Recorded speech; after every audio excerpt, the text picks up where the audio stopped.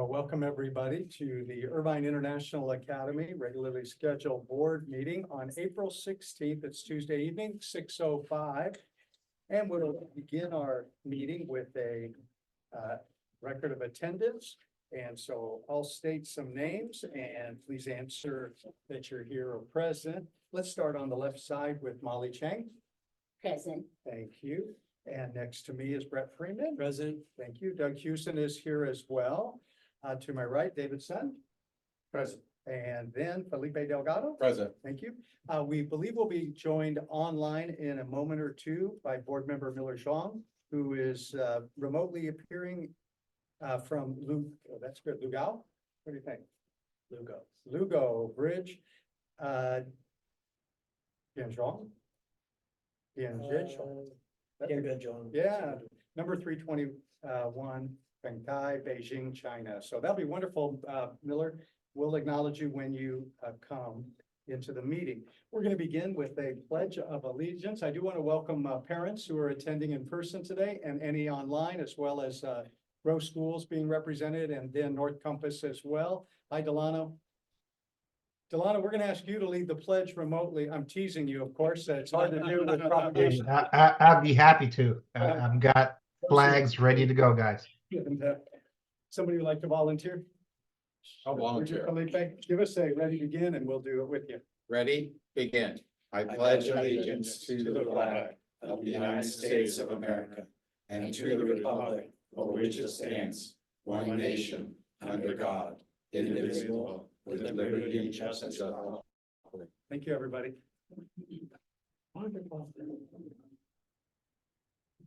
If you had opportunity, board members, to preview the agenda, let me know if there's any change of order that you would prefer. Notice at the near the end, we'll have a nice conversation about the process and status of the search for a principal. So we'll have a good, robust conversation on that. But any changes in order that anybody sees? If not, I'll ask for a motion to approve the agenda as presented or typed for us. Motion approved. And Brett moves. I'll Molly second. Very good. You beat me to it. Let's go down the line again then with a vote. Molly? I'm sorry to interrupt, board real quick. I probably should have said it beforehand. We do have parents or visitors that would like to speak on item D. So I'd like to be able to get them out sooner. So are we able to switch the order of items A and put A and D together? On the discussion with the PTO donation. Correct. And then after that would be item D. Gotcha. So we would like to move A and B up prior to the executive director report? A and D? No, well, no. In section 5, put item D after item A. Issue D becomes a B. Okay, I like that. Any depictions by board members? That sounds great, Dr. Bean. Thanks for that sensitivity to our guests and the presentation. Well, let's then, with that, I'll just ask for a remotion as stated by Dr. Bean. A second. Okay, who had the first? I'll make that move, and then David's got the second. Now we'll revote. Molly? Yes. And Brett? Doug is a yes, and David? Yeah. And Felipe? Yes. Good. Now we have a beautiful agenda. We'll make that adjustment on the fly when we come to it. At this time, we'll invite any public comments, either online or in person, on non-agenda items. You'll certainly have the opportunity to comment on agenda items again for 3 minutes. As you begin, would you identify yourself for everybody, and welcome? Hi, good evening. My name is Tiffany Kraft. Thank you for the opportunity to share my general public comments tonight. You'll hear from me on the PTO agenda items as well, but I figured I'd best introduce myself and share some feedback on my experience with the school. So I'm a mother of a 4th grade student at IIA. We started at the school a year and a half ago, January of 2023. And I come here tonight with a heart full of gratitude and appreciation for this amazing school, for the board, the tremendous work you all are doing, for the administration here, all the faculty, staff, and It's just been an absolute delight. We came from a situation where my daughter was falling through the cracks academically. And honestly, as parents, we had no idea that was happening because everything seemed fine at home, you know, and we were getting feedback that, oh, she's doing great, she's so smart. And then, you know, things just didn't sit well with us. It didn't feel quite right. And we discovered IIA, came here, had a tour. My daughter, when she went on that tour, she said, I want to come here. I want to come here now. And this was like December, right before winter break, the week before winter break. She said, no, Mom, I know I want to come to this school. And it just worked out that there was space available in third grade at the time. And then we found out for the first time since she started in public school, she got assessed. And she was below grade level in reading and math, and we had no idea. But thanks to this amazing community, this amazing environment, her love for this place and her desire to learn, she caught up within a few months' time and even went above grade level. And then she came in with not a word of Mandarin experience. Our family doesn't speak a word of Mandarin. And thanks to the investment of the teachers here, the amazing support system, she's at level E in her Mandarin with a goal of testing out of level E with less than one or just barely 1 full year of experience. And to be honest with you, we put in a little time outside of school, but there's not a whole lot I can do. I use the resources available from the school, but this is just a testament to the environment here, the teachers and the community. So I just want to say thank you so much. We've had an amazing experience here, and I'm proud to represent you as the treasurer of the PTO as well. So, thank you. We thank you, Tiffany. Wow. Wow. Okay, I have been the parent of the IIA student for 3 years. I started early, and I even gave Debbie an introduction of the school, right? When you come to I show you the school. So this is my first time to join the board meeting.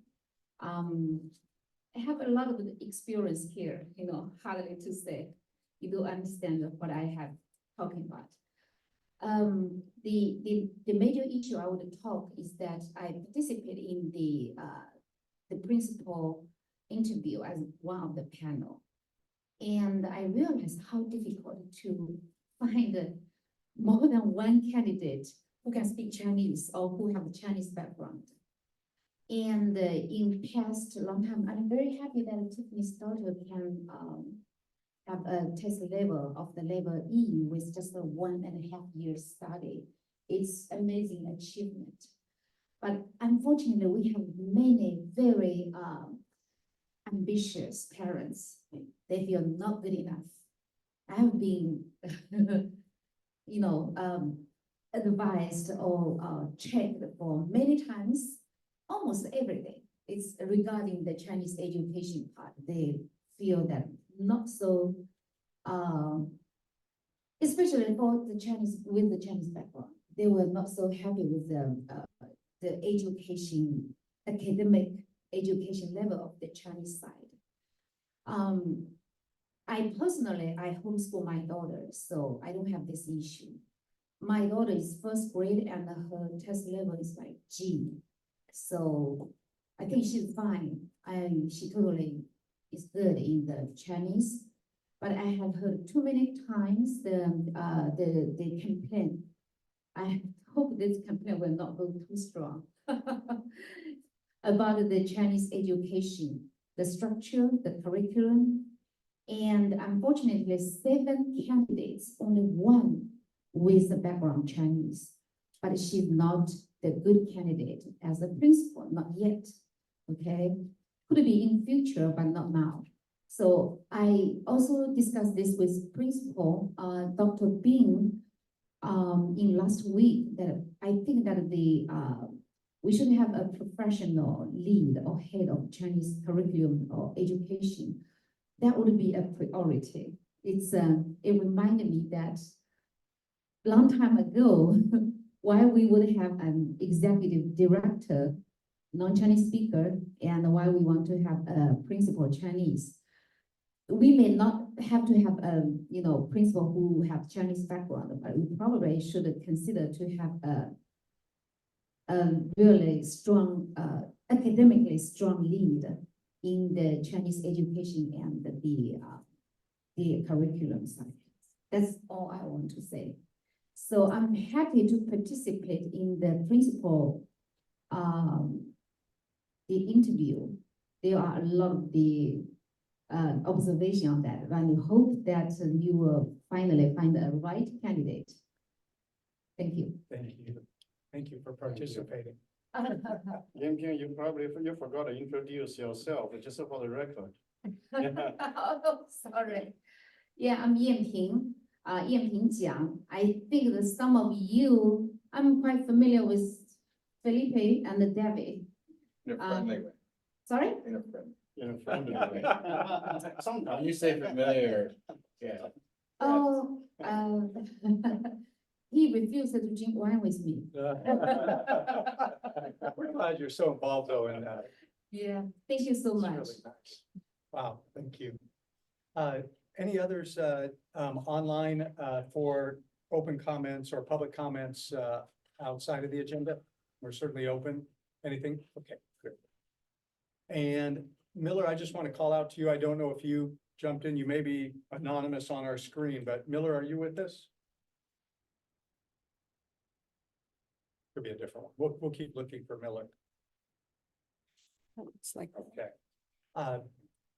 Then we'll move from public comments to our executive director's report. Dr. Bean, really great to see you again. Great to be here this evening. Thank you, board members, for another wonderful evening together. Just a couple things, because I have a couple guest speakers for the executive report, and they're online, so I'll just give you mine real quick. Some updates. Currently, we have a little over 500 who have accepted or are returning for next year. Out of that, we have about over 454 have actually registered.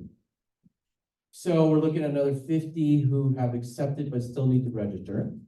And that won't be an issue. We're making daily calls. In addition to those little over 400 or a little over 500 applicants, we actually have extended an additional 20 or 30 offers that we're waiting for them to accept. So remember, our budget for next year is based on 486 students times, of course, 96% ADA. And so that's what our ADA budget will be. So anything above 486 will really help us in a financial way, of course, in a fiscal way. So really big kudos to Mary Beth, Sai, Rose, who have led that recruitment effort. So I want to pause and say thank you to them. Great job. The next thing I want to talk about is we're closing the school year well. We are planning, we've already been in planning for next year in terms of master bell schedule, which is very complicated, as you can imagine. And we're closing out this year. So we have some events that we would love you to partake in, and that's we have open house May 1st. We also have our gala May 4th. And then we'll be doing testing the week after for 2 weeks. Okay, that'll be state testing. Other updates, we are in middle of hiring for our campus operation manager. I saw the last 2 candidates today in the final round, so we make a decision on that. We are trying to hire 3 teachers. And so we've interviewed over a dozen candidates for those positions. We still have several more to interview this week before we make final decisions on who those additional teachers will be. The reason why we have additional teachers is because of the expansion of middle school. And because our 5th grade teacher is moving out of the classroom to be full-time English intervention specialist on campus. So that's why we have 5th grade opening, and then as well as some middle school positions to fill. The update on the office assistant that we've been interviewing for, how many applicants? There's 22 applicants, 3 have been in. 22 applicants, 3 have been interviewed. Later, you're going to hear that we had 22 principal applicants, and we brought in 7 to interview that had proper credentialing and were qualified. All right. Other than that, we are really in closing out the school year mode and testing mode. Field trips are going on. Our fifth and sixth graders are going to camp this weekend. So we've got a lot of moving pieces to close out the school year. Very busy. Not to mention, I'm in the middle of writing our LCAP, as well as in the middle of writing our countywide charter that's due on July 1st. So I'm extremely busy, and but my number one priority is to find the principal to help alleviate. Now, you'll see some individuals on Zoom. You heard a public comment about our Chinese program. I think that the board needs to understand where we're taking the Chinese program from our consultant, who is consultant across the nation to schools that are dual immersion Mandarin. And she and I are aligned with our teachers 100% of where we're going. Now, the thought of hiring a overall leader for Mandarin, I think is definitely doable. Especially since our enrollment is higher. If our enrollment remains as projected, we could hire someone full-time to oversee the Mandarin program, to work alongside with our consultant, Pearl. So Pearl, if you could take this time to share your screen, introduce yourself, and give an update on what we've been doing this year, give the public an update on why we're doing the things. And I kind of wish that Yang Ping was here so she could hear this, but we are recording it. All right, so welcome. Thank you, Pearl, for coming in.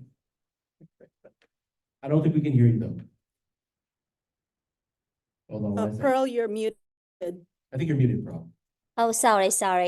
So, hello, board members and Dr. Bean and everyone. And I'm Pearl Yo, and I am the consultant for our school for this school year. So I definitely work closely with Dr. Bean and Miss Ma to support the Mandarin program in everything, basically. So my main job for this year is that number one, we did a curriculum alignment. So when I stepped in, what we found challenging was that we had textbook, but we saw a lot of Mandarin language stand alone in the classroom, but not really teach the content through the language. So, but the idea about immersion is that we have to really think about, immersion as a whole, and we need to intentionally build a bridge between English and Chinese.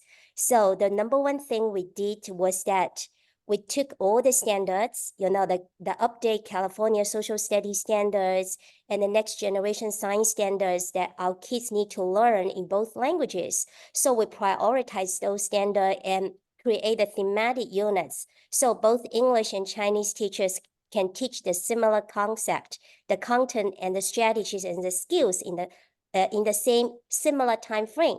So this is the first time we're trying to do something like, intentional align two languages together.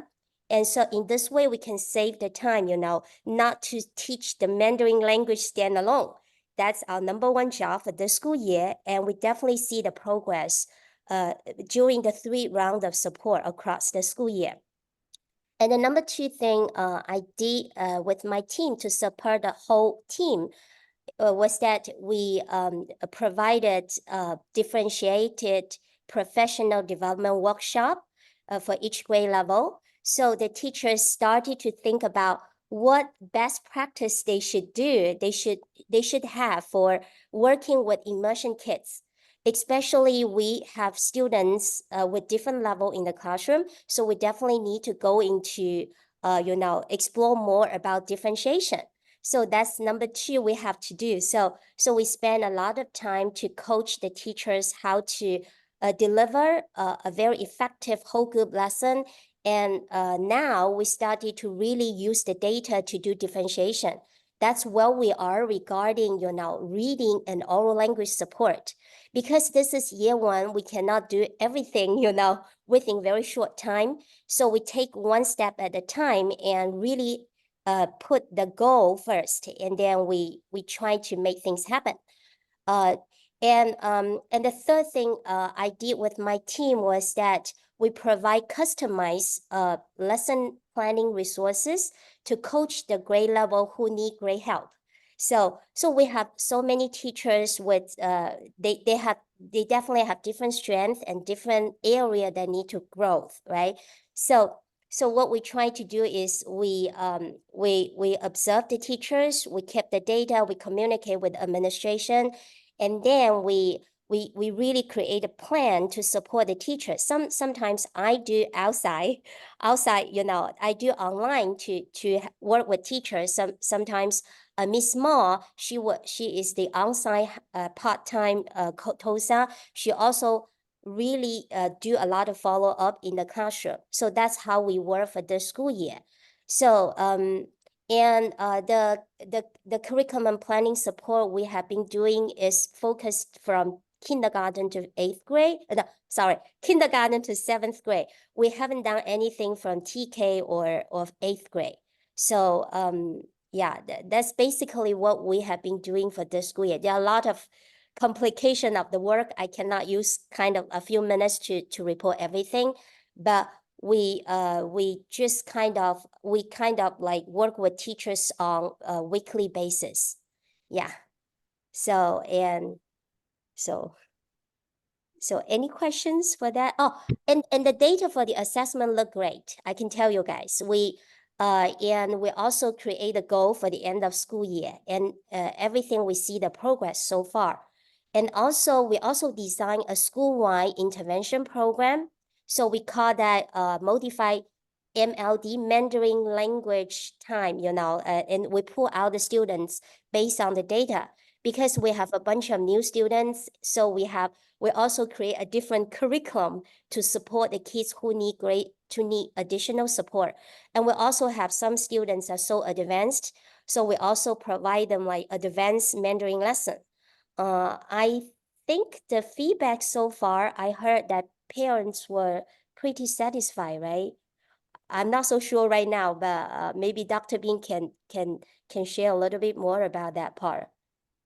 Yeah, I'll present the survey at the next meeting. Okay.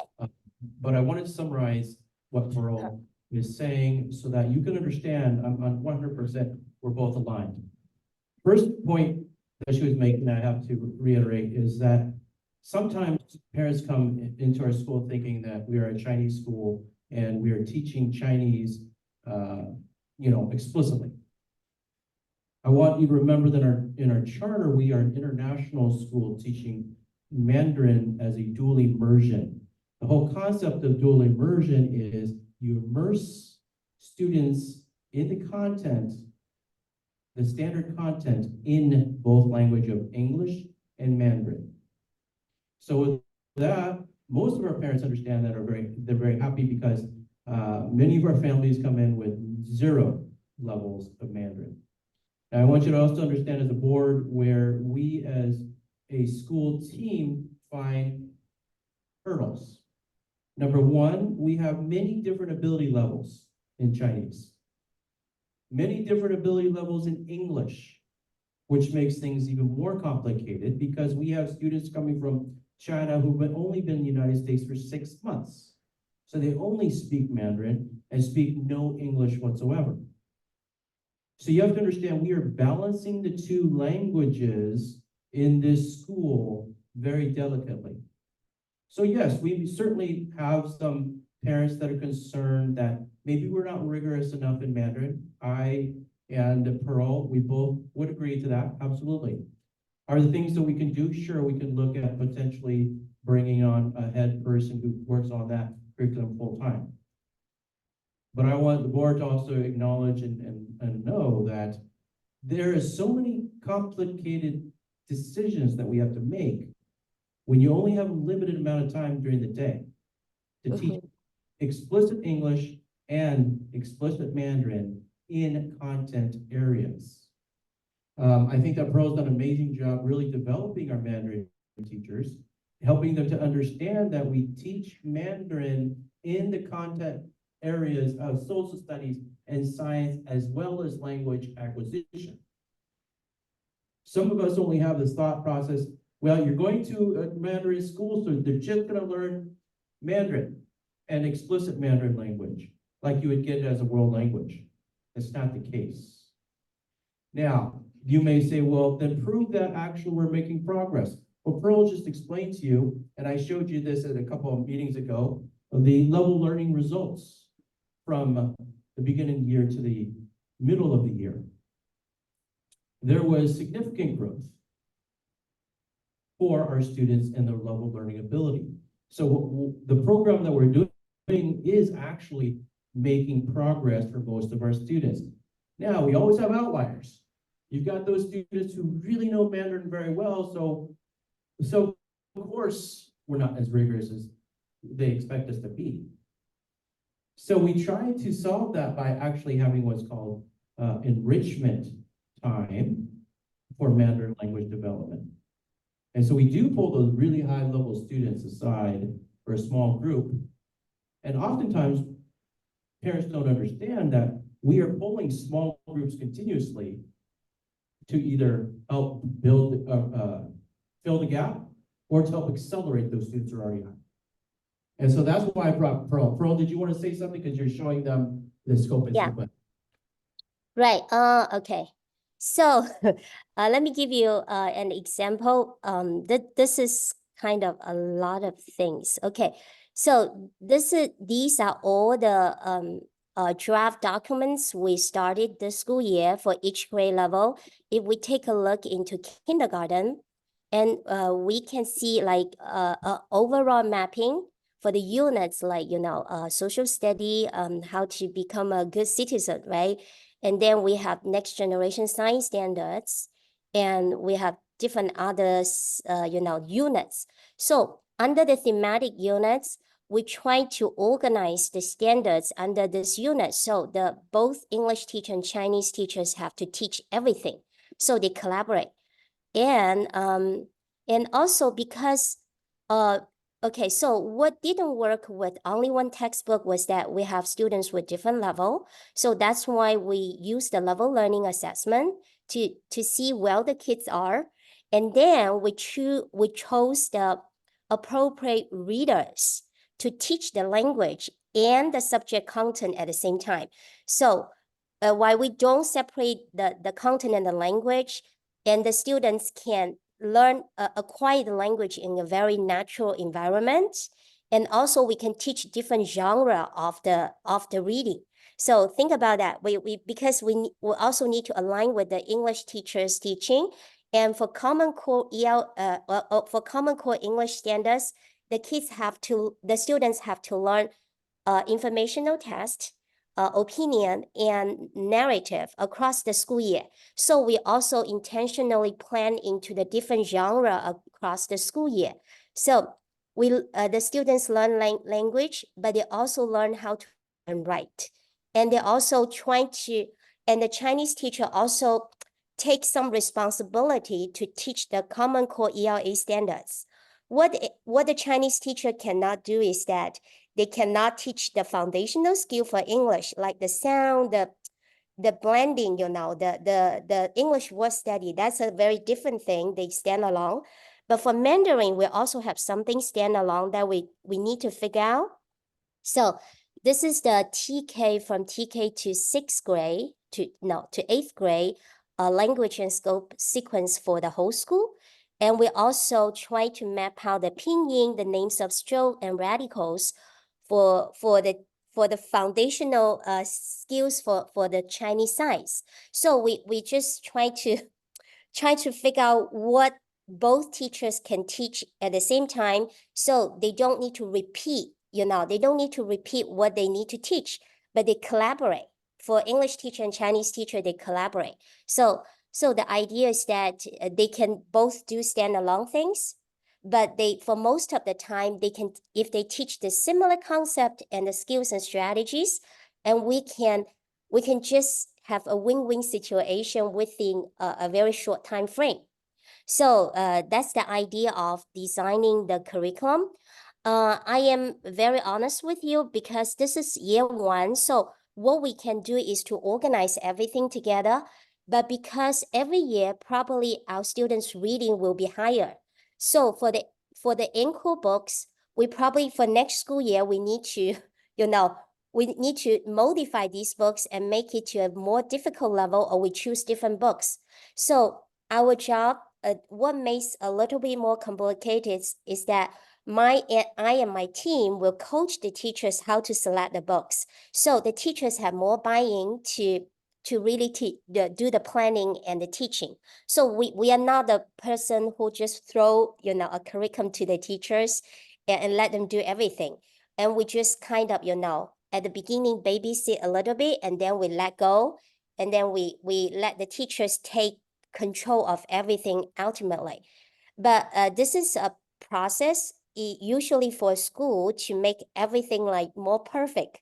I cannot say perfect, more mature. It takes a few years. So this is our year one, and I think our teachers are so dedicated.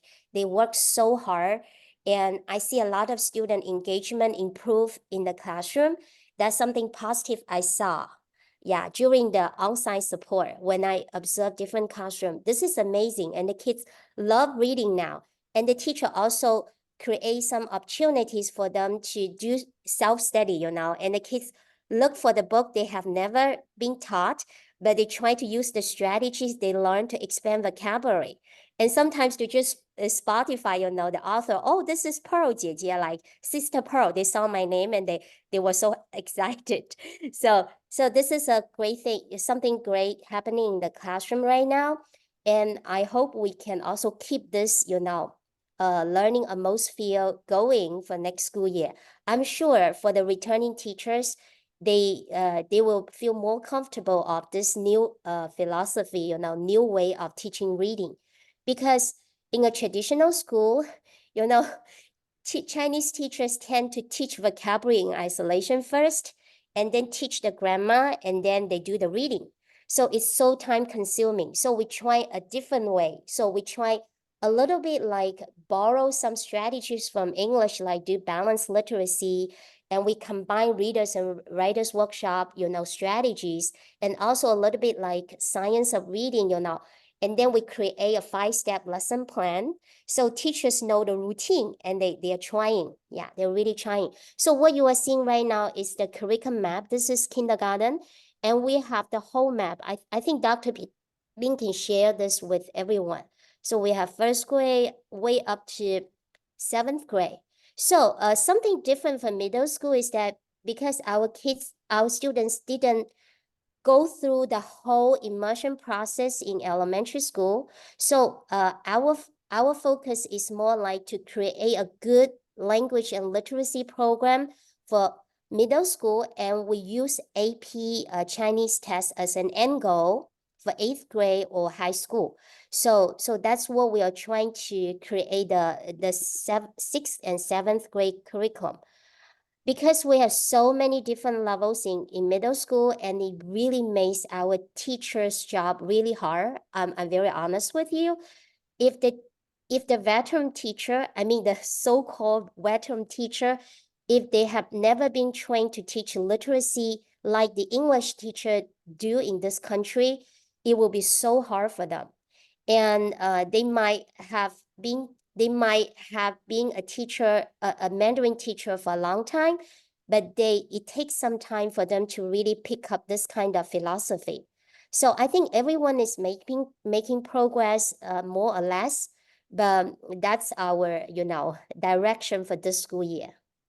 So, and also, I can also share another big thing, another big project we have been doing. This is the Mandarin intervention program for the whole school. So Miss Moore is the manager for the program on site, and I just work with her to look through the students' data, and then we select the teachers who can be the one to be outside of the classroom and pull the students out. So we also create the job responsibility for each teachers, and what kind of level. We use novice low and novice mid, which refer to American Council on Teaching Foreign Language Standards. So we for each level, we also dedicate one teacher to support the students. And we also have the schedule for the students to, for the teachers to work with the students. And we have a lot of schedules. So I'm so sorry. This is too much information. So we really use data for inform our instruction, and we'll also create the daily lesson plan, just daily lesson plan for the teachers to follow. So they can just change if they're not satisfied with something basic we provide. So we just have a big GPS, a big guidance for them to move on. So, and now the whole team get familiar with this kind of workload or this kind of model. And I feel, yeah. So we continue to work on it. I'm sure they did the assessment, and some kids exited the group, and they probably have more another group of students coming in. And yeah, we just try our best to serve our students' need. And for the support, here is something we also create like 3 rounds of PD, like professional development for the teachers. And sometimes if the teachers cannot get it, if they request, I just go into the classroom to do demo lesson for them. So I just use myself to be like, the one who led them to have a big discussion about what is the best practice in the classroom. So we just have a lot of interactive activities to support the teachers to do inquiry-based learning when they improve themselves. So we don't do something like I tell you do. It's not like that. Everything is to try to understand the teacher's need and create a more respectful environment and have a lot of conversation with them. Whatever they want, we just try our best to give the service. Yeah. So I organize everything in one folder called Supporting Irvine International School. Sorry, this is another school. Okay. All right. So I have a whole folder here, and I'm sure Dr. Bin can share the whole folder with everyone, right? Dr. Bin? Yes. Okay. So I will not go into detail. It will take me like 3 days. I cannot explain everything. So a lot of resources. Yeah. And we also create our own readers. I have illustrator in my team, and we also customize a lot of resources for, if we don't like the books, in the market, and we just literally create books. But these are all my training resources, and I just provide to the school for free. Yeah, they can access lots of more resources. Yeah. Thank you, Pearl. That was very helpful. So I think I want to kind of also just I want to emphasize one thing that she said so that it can kind of help you understand. The pedagogy is what we are trying to shift the paradigm with our teachers from teaching explicit language. The traditional Chinese teaching is, let's teach vocabulary, let's teach grammar, and then let's get into reading. Okay, in American education system, we teach from a more holistic perspective of reading comprehension, understanding the reading comprehension, the content, and teaching strategy so they can understand that. The good news is that we're aligning the Chinese instruction with what the English instruction does so that they can actually plan together and they can use the same terminology. It's Reader's Workshop, right? Is the daily 5. I know Molly would understand that, right? Daily 5, Reader's Workshop. These things, that's the teaching pedagogy. Some of our parents who are more traditional Chinese instruction straight from China don't have a grasp of that because they may not have experienced it. And we understand that. And so that's why you may have some parents that say it's not rigorous enough. If they actually sat through a lesson to watch students grapple through a book that's written in Chinese to understand the book and the strategies that the Chinese teachers teach them, then they'll begin to see, oh, we're teaching our kids to think, not just regurgitate. And I will be honest, we've had teachers from even year one who have this idea that we are didactic in our teaching, where we just fill the minds of our learners with vocabulary so that they can regurgitate this Mandarin vocabulary. And then our parents think that, wow, they're learning a lot. What Pearl and my philosophy is, we have to teach our readers to think about how they can understand this language of Mandarin in the context of the content they're getting. Does that make sense? All right, so that's the paradigm shift that we're trying to educate not only our teachers in, most of our teachers are getting that, but now we're also educating our parents to understand that paradigm shift. Okay, thank you, Pearl. Do you have any questions for Pearl? David, David has some. Yeah, I do have. Pearl, thank you for the a great overview. Give us a great perspective of the program and where you intend to take the Chinese program forward. And just a few questions. So how long have you been involved with the curriculum development here? How can you speak a little bit louder? How many months you've been involved? Since June, I guess, right? June 2023. Okay, last year. So it's going to be 1 year. Okay.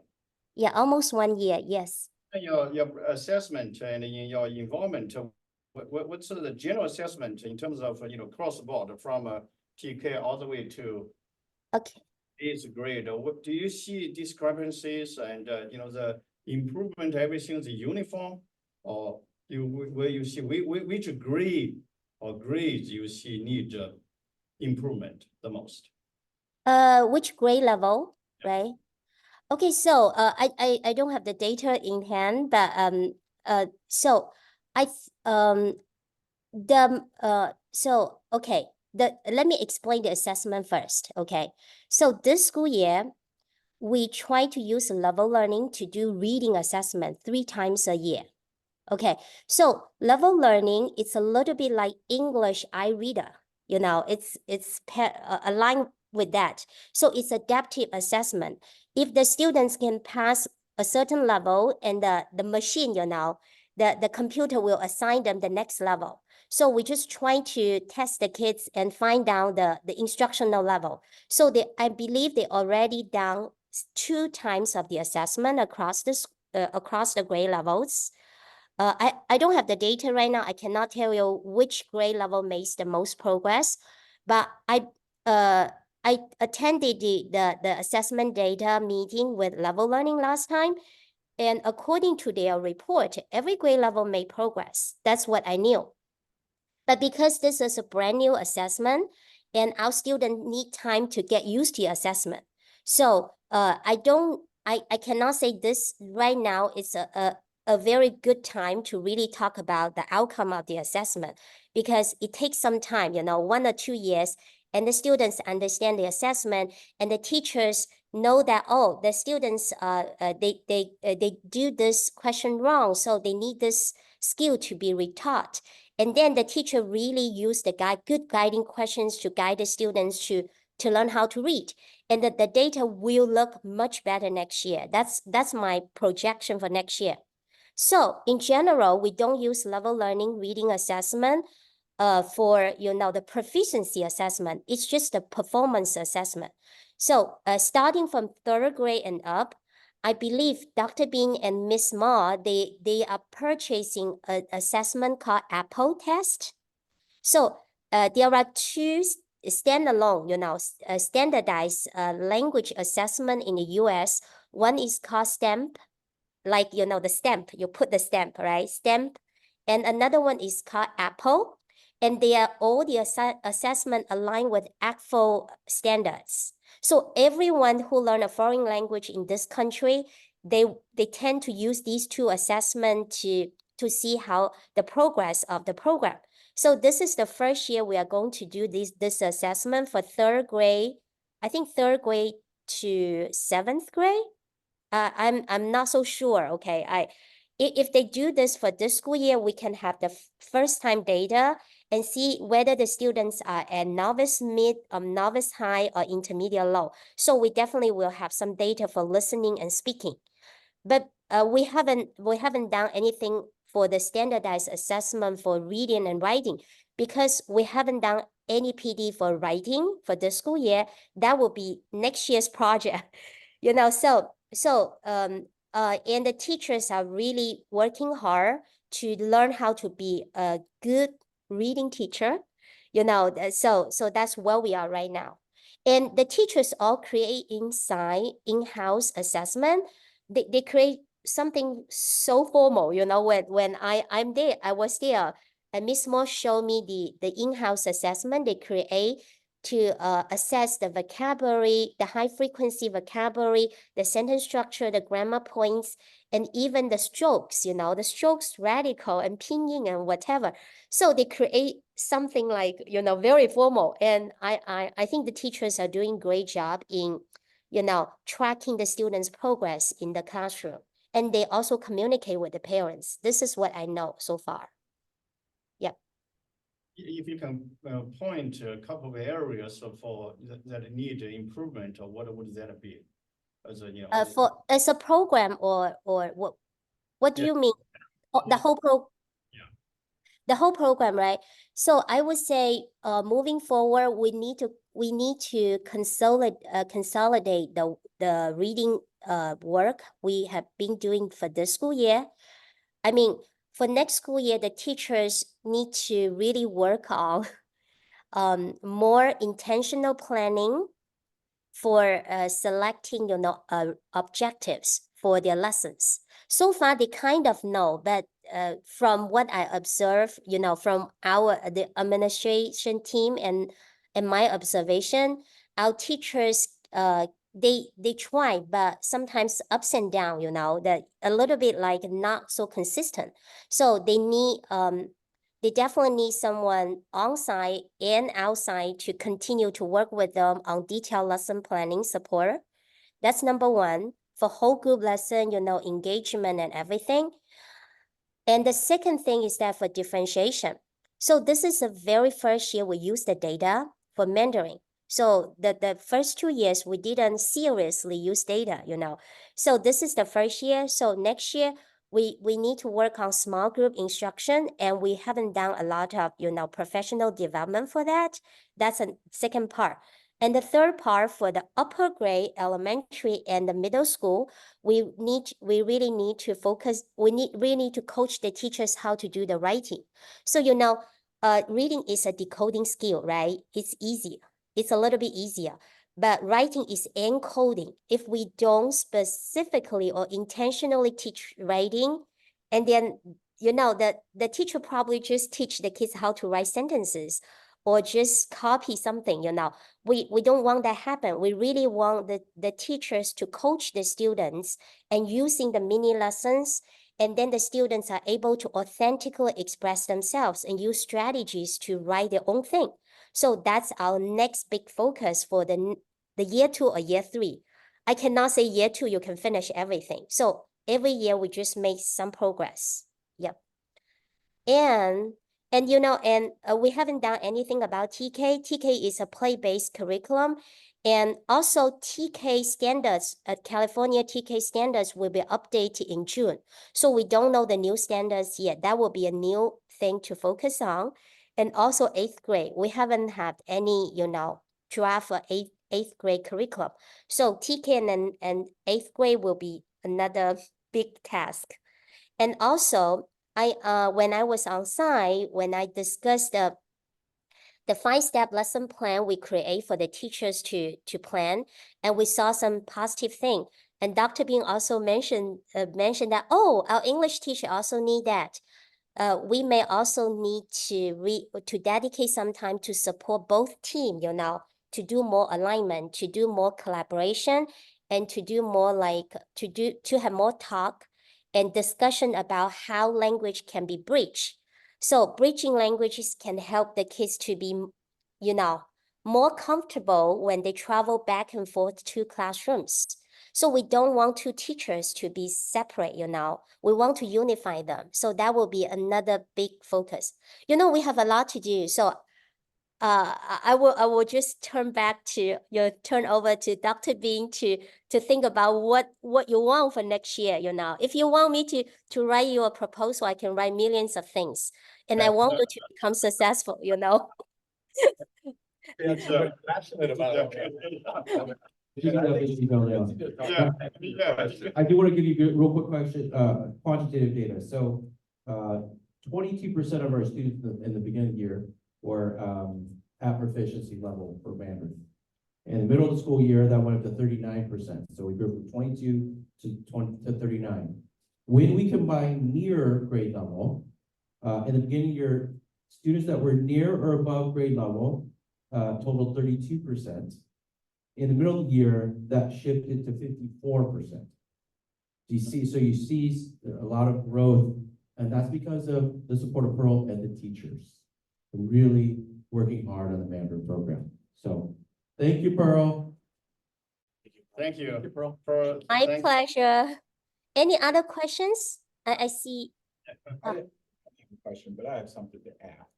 Okay, three things. Number one, I read the charter too. And in there, a huge portion of that charter talks about the purpose of dual immersion language. And it's not to learn the language. The purpose of the dual, there's plenty of studies in there they talk about. It's to learn critical thinking skills. It's not about learning the language. Nowhere in the charter does it state that when you leave IIA, you're going to be able to translate Chinese as a living. Correct. Nowhere, nothing at all. It could be any language, but the purpose is, or at least the intent is, she dropped that. Oh, it's just the big one. It's just the big one. She's still there. The third thing the second thing I wanted to add is that. Speak in a Oh, microphone. can you hear me okay? There, you got it? Okay. The second thing I wanted to add is that my two children do very well in Chinese language. Not in this session. My two children do very well in the Chinese language. And they come here, but it's not IIA that makes that happen. IIA is one leg of the three-legged stool, right? They're only a small part, because not only are you influencing them with Chinese language that they're learning, but you have to put all the other curriculum in that short period of time that they're here at the school. Right. There's all that other education that to stuff in that time frame, right? The reason my kids do well is because they go to another Chinese school, strictly Chinese, I'm going to call it grammar school, where they go to learn that Chinese language. Third part of that stool is at home. My wife is just, I wouldn't call her a tiger mom. I'd call her like a panther mom, more of a panther, or a lion mom, or something like that. So between her and my mother-in-law, We can. you get it. That. Well, you know, they are the third part of that. That's why my kids improve in Chinese. I would never expect that my kid coming only to this school could be at the level that they're at. And the third thing, they also learn Spanish. And the Spanish teacher has told me, I walk up to one of my kids and I say something in Spanish and they stumble. They don't know what to say. But when they're in Spanish class, they're amazing. And I asked the Spanish teacher about that. She told me that all kids are like that. So as a parent, if you walk up to your kid and try to speak Chinese to them, just cold Chinese to them, they may stumble, but that doesn't mean they don't really understand the language. They do well. All kids stumble with that. They get you have to ramp them up slowly. That's what the Spanish teacher does. She kind of starts slowly and gets them going. And in the middle of the class, they're amazing. Yeah. So you can't just perceive what's going on in this school in the education level. If you talk to your kid in Chinese and they stumble, you think, well, my kid's not learning Chinese, right? So those are the three things I wanted to add for everybody. That's my experience. Thank you. Molly has something to Yeah. share, Dr. Bean. Earl, I just wanted to thank you for your patience and I understand a little bit what you're going through. And I totally support and I do see the kids, hopefully parents will see the good result. We just need to be patient and wait for them. I do have a question. You did mention that you offer to do demo or the teacher can reach out to you. I just want to know for the past 6 months, how many teachers actually contact you and ask for help? Okay, almost everyone. Okay? Yeah, they took initiative to approach us. Yeah, Thank you. That will also let us know. yeah, they just love learning. So you guys, I think our school is very lucky, you know, we have a group of dedicated teachers. Yeah, they work very hard. And they even reach out to me and use my weekend time, you know, and I don't mind because I'm 24-hour, you know, service. So that's great. We just need to Mhm. communicate to the parents more, let them see what you see, you know, and what most of the teacher now is buying now. So Mm.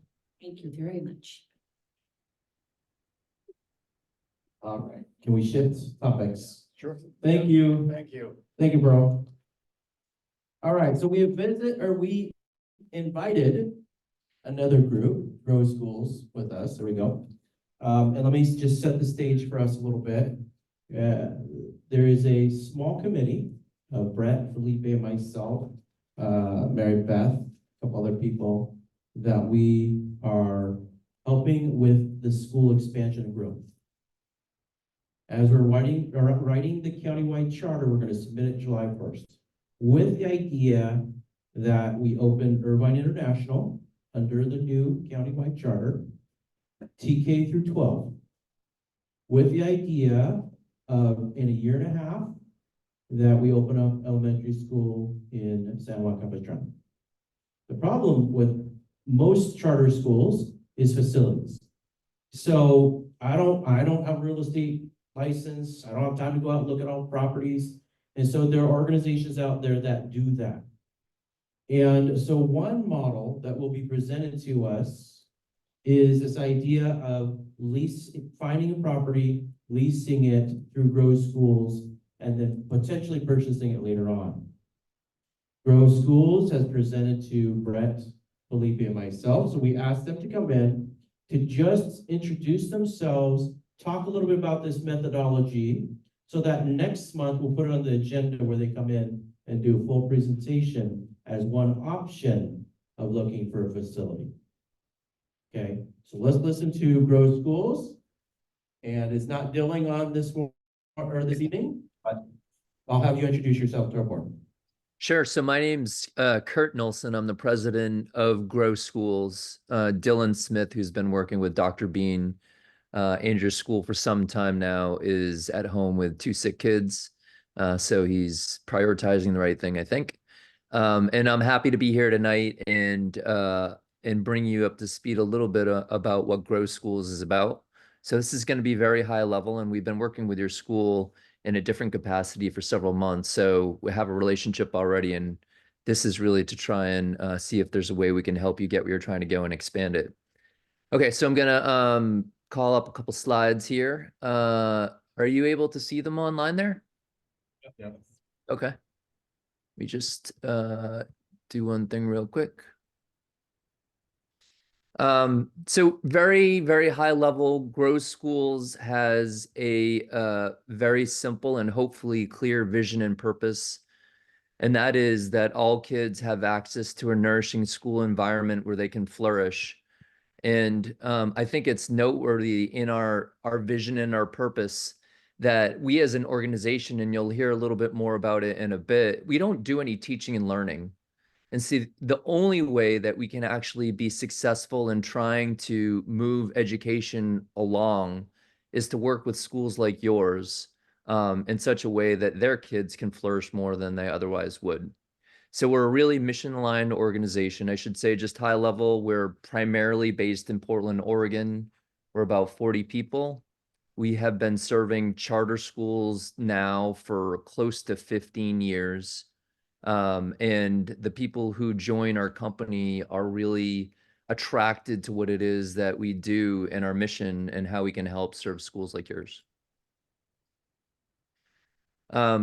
And so the way that we take steps along trying to achieve our mission is to help others get where they're trying to go. So in this instance, Dr. Bean introduced that one of the ways you're trying to move your school forward and where you're going is really on the facility front.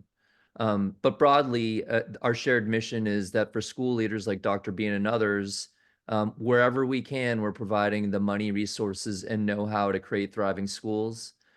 And so I think Dr. Bean said one of the things that, he has to juggle are all the things in the school, and looking for a new location is one that wherever you can have partners that can help, it can allow him to be successful in juggling and serving the school. Very simply, the way that we provide the money, resources, and know-how to school leaders is 3 ways, or are 3 ways, I guess. The first is money to run your school, and this is something we've been doing for Irvine for some months, and that basically is providing money to fill budget gaps or to fund growth, where the timing of state payments is such that perhaps it doesn't allow for you to match the payments with when the resources come in. So first thing is money to run your school. The second thing, and I'll go to the right-hand side, are kids to fill your school. So Grow Schools works with schools in conjunction to do joint enrollment marketing efforts, whereby we'll work with them for several months with the very clear focus of ensuring that they fill their school with kids. And we've done that for now 4 or 5 years and served over 100 schools in that way. And then the third way, which is what Dr. Bean introduced the conversation on, is money to buy your school. So in this situation, what Grow Schools will do is provide the money, resources, and know-how for you to find your forever home. And it can be exclusively from the perspective of money. So as he mentioned, purchasing the school building and leasing it back to the school with a path to ownership. But there are a host of other things that Grow Schools does as well, including helping search for property in situations where you need construction and development. We have a team that does that. We have the leadership that can lead through the whole project. So although here it says money to buy your school, which is the primary thing that we're doing, you can think of it that Grow Schools is doing everything such that you can use that money to buy your school in the easiest way possible. Okay, so 3 things, really high level: money to run your school, money to buy your school, and kids to fill your school. So the team that is working with your school right now, Dylan, I think we mentioned, he is dealing with some sick children. Myself, Kurt Nilsson, Austin Smith, financial analyst, Ingrid Eisner will start to become involved as an acquisitions manager should you want to move forward where we can work towards trying to acquire a building. What you should take away from this is that there are a team of people behind Grow Schools that are helping Dr. Bean and the board get wherever it is that you're trying to go, if there's a way that we can help. And so a dedicated team that is working to try and serve Irvine. So let's talk a little bit deeper about let's get you money to buy your school. So this is a little bit about the model and how we engage. And I'm going to go one level deeper. We're not going to go super deep today. I think Dr. Bean said that next month probably go more specific to what your situation is.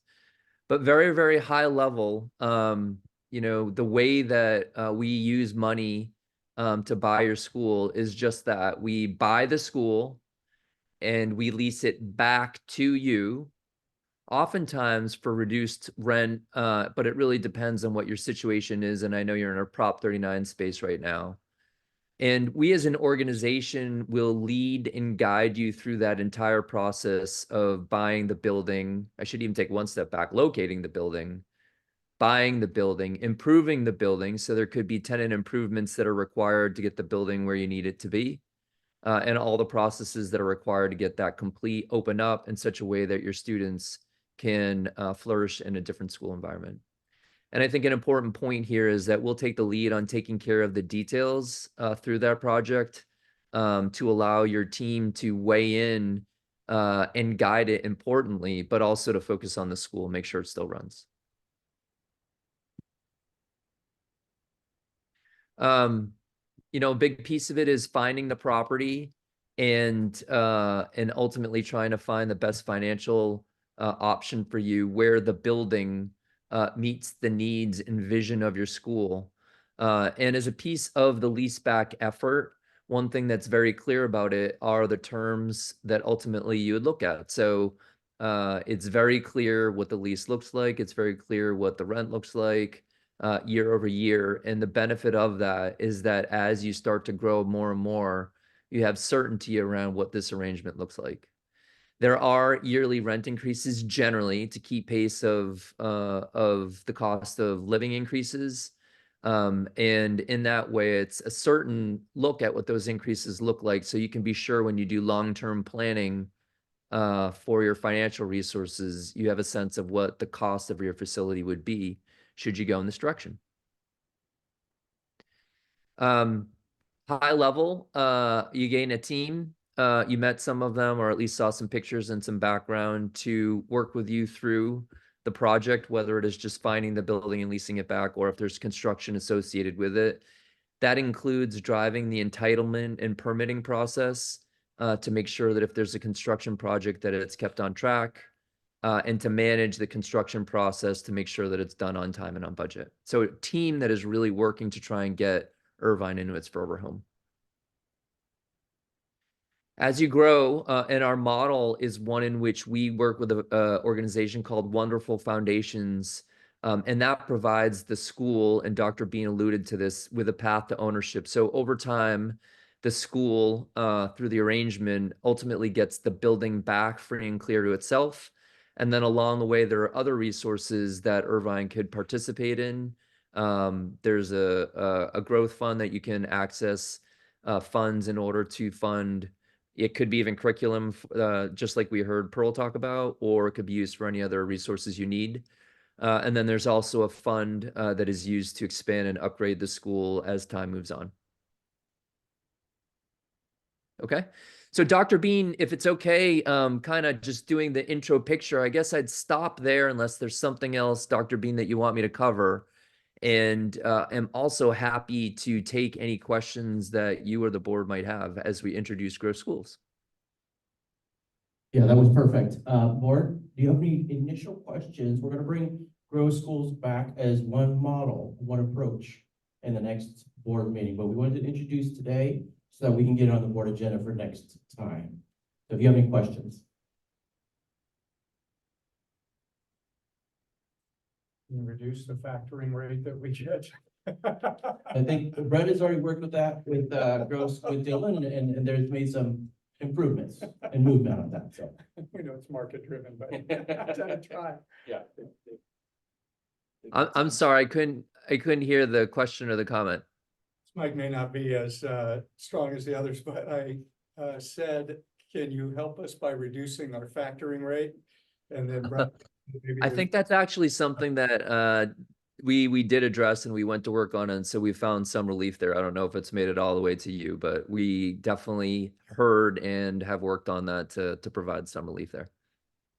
Thank you. Good.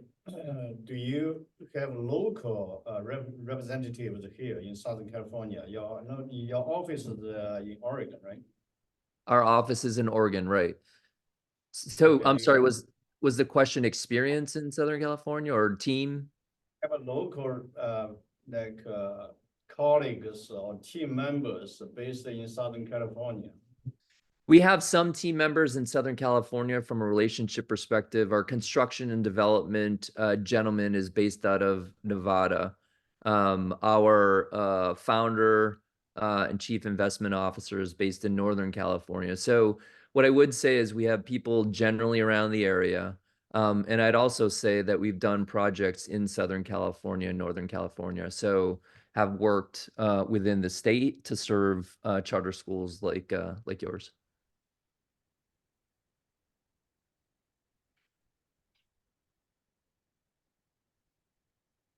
All right, thank you so much for coming this evening, and we'll look forward to seeing you again next month.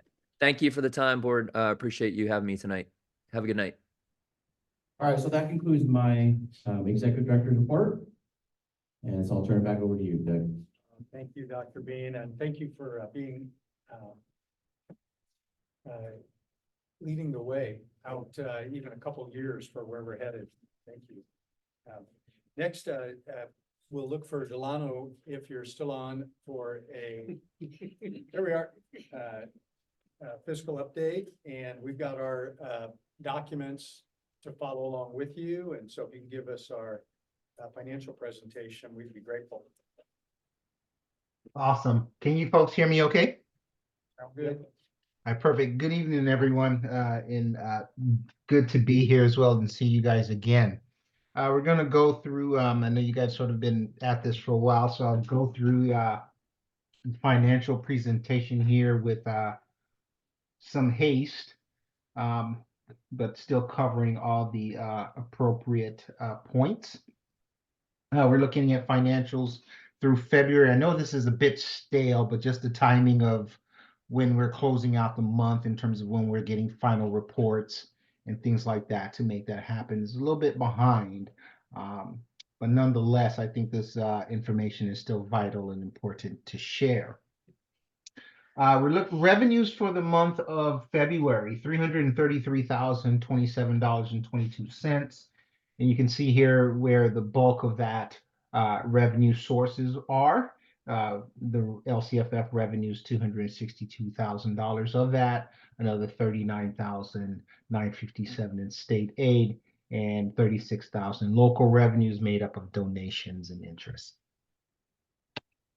On the expenditure side, again, story rings the same. Expenses over revenues here, and again, that's par for the course, 454,978.2, and you can see the bulk of that, 321,000 in salaries and benefits, another $2,400 in materials and supplies, another 104 in operating costs, and then another 25,000 in other AGO that's related to our borrowing. Our total revenues for the year, 2.3 million.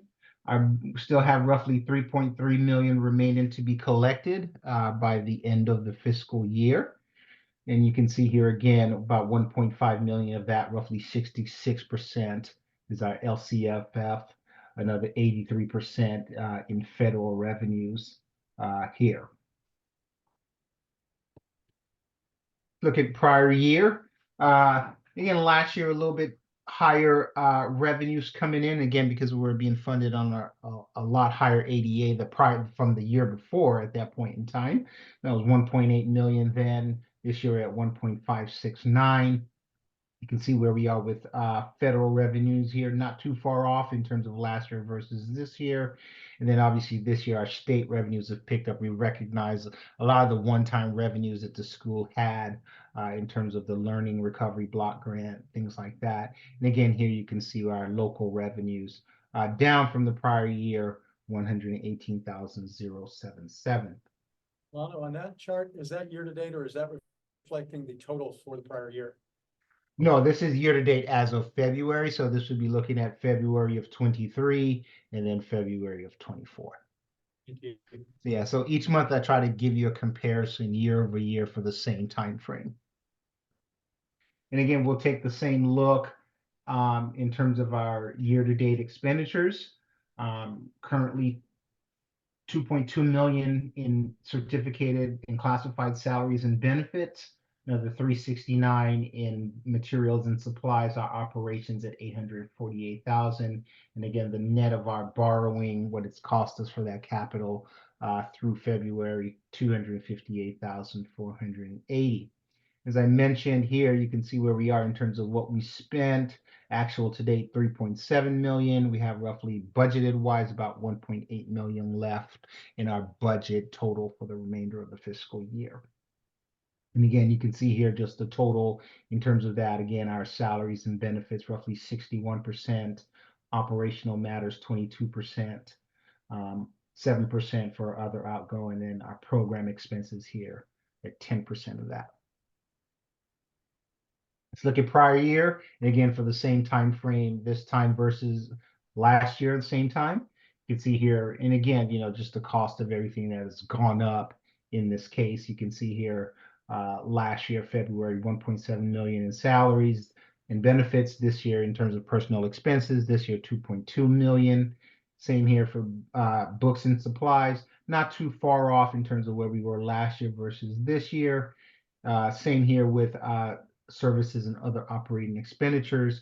The big ticker obviously will be this here in terms of borrowing. We weren't borrowing until I believe it was March or April of last year when we first started borrowing from Charter Schools Capital, and thus the reason why you see here last year we had actually nothing related to other outgo. And this is just a net total of all of these from last year versus this year. 2.7 last year, year to date, and then 3.765 this year, year to date. Take a look at our overall budget. If you recall, back in March, we approved this budget, or it was, I believe it was late February, we approved this budget to go along with the second interim. Let's take a look at our actuals. And again, you can see here, as I mentioned, 2.379 million in terms of revenues, roughly 41% of our 5.69 million have been received. But yet again, we spent roughly 3.7 million, roughly 67% of our total $5.5 million budget, leaves us with a deficit of roughly 1.3 million. Now, this deficit should start to go down as we get into March. We should start to see that deficit start to shrink because now we're recognizing more of the current year revenues based on our P1 ADA. And again, we're still shooting for roughly about 119,000 in net income based on this budget. Let's take a look at our balance sheet. In terms of last year versus this year, you can see our cash position last year a little bit better on the cash in the treasury, 164. This year we had 113 there, so a net change of about $50,000. And then here last year versus this year in terms of our cash in our bank account, change of about 206,000 going in the other direction. Overall, our total assets this year, 417,000. Last year, 650,000, 112.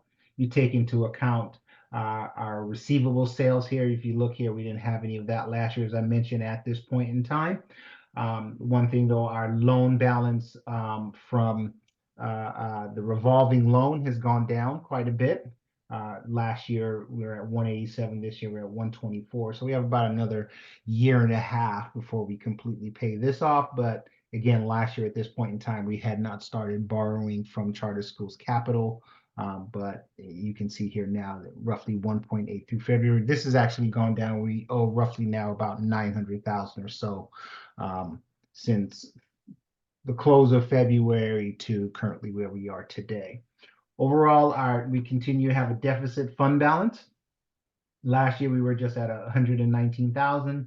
But again, we were in a complete different situation in terms of where we were at that point in time versus where we are now, where we have a deficit here, roughly 2.2 million, just taking into account where we finished up the end of last fiscal year. You add back in this $1.3 million deficit through February, gives us this $2.2 million deficit fund balance. Take a look at our cash, as I mentioned before, total in all accounts as of February 29th of this year, 436,000 in both accounts. last year at this same point in time. He had a little bit more cash, 156,000 more, but we knew that on the back end of that, we were going to start to borrow because we were going to completely go through this cash. As we stand right now, this is roughly about 28 days of cash on hand. And again, that's not a whole lot. As you can see, that's the reason why we're continuing to borrow to meet our needs and to pay our bills. And again, this is 28 days. Normally, what we want to see here is about 60 to 90 days of cash on hand. Did I lose my place? Yes, I did.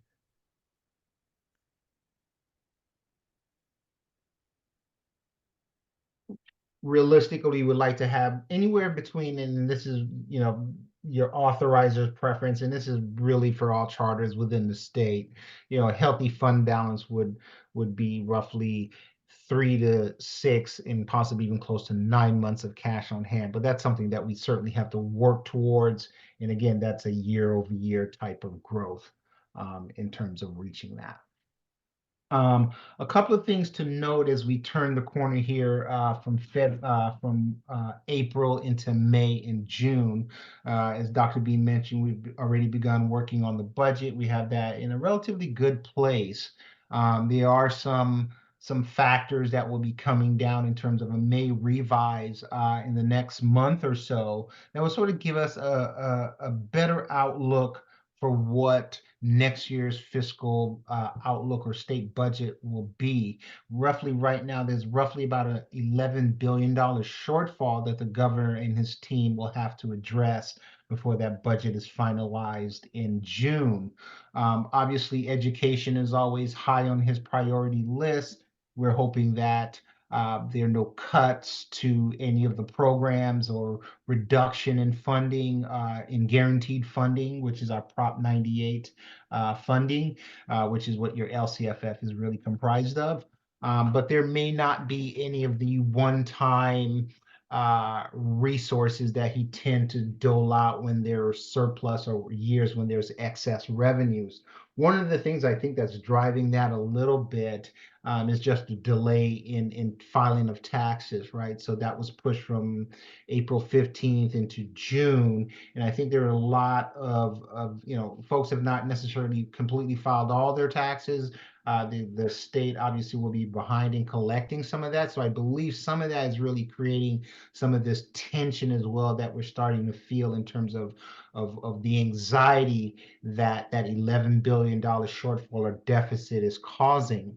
There has been some talk of maybe a deferral or two in the spring of next year, but we won't know for certain until we get into June and possibly late into the summer whether or not, you know, depending on whether or not the governor can produce a balanced budget to reduce that $11 billion shortfall.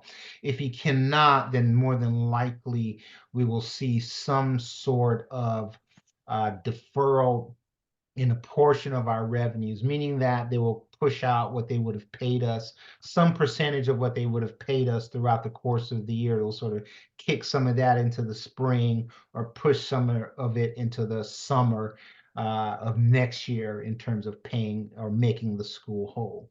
Obviously, right now, it's too soon to say for certain, but obviously just want to put that out there on the table as those are possibilities that may occur. The last time that we had that scenario like this was 2010, I believe was the last year that we really had a really tight fiscal budget where deferrals were built into it.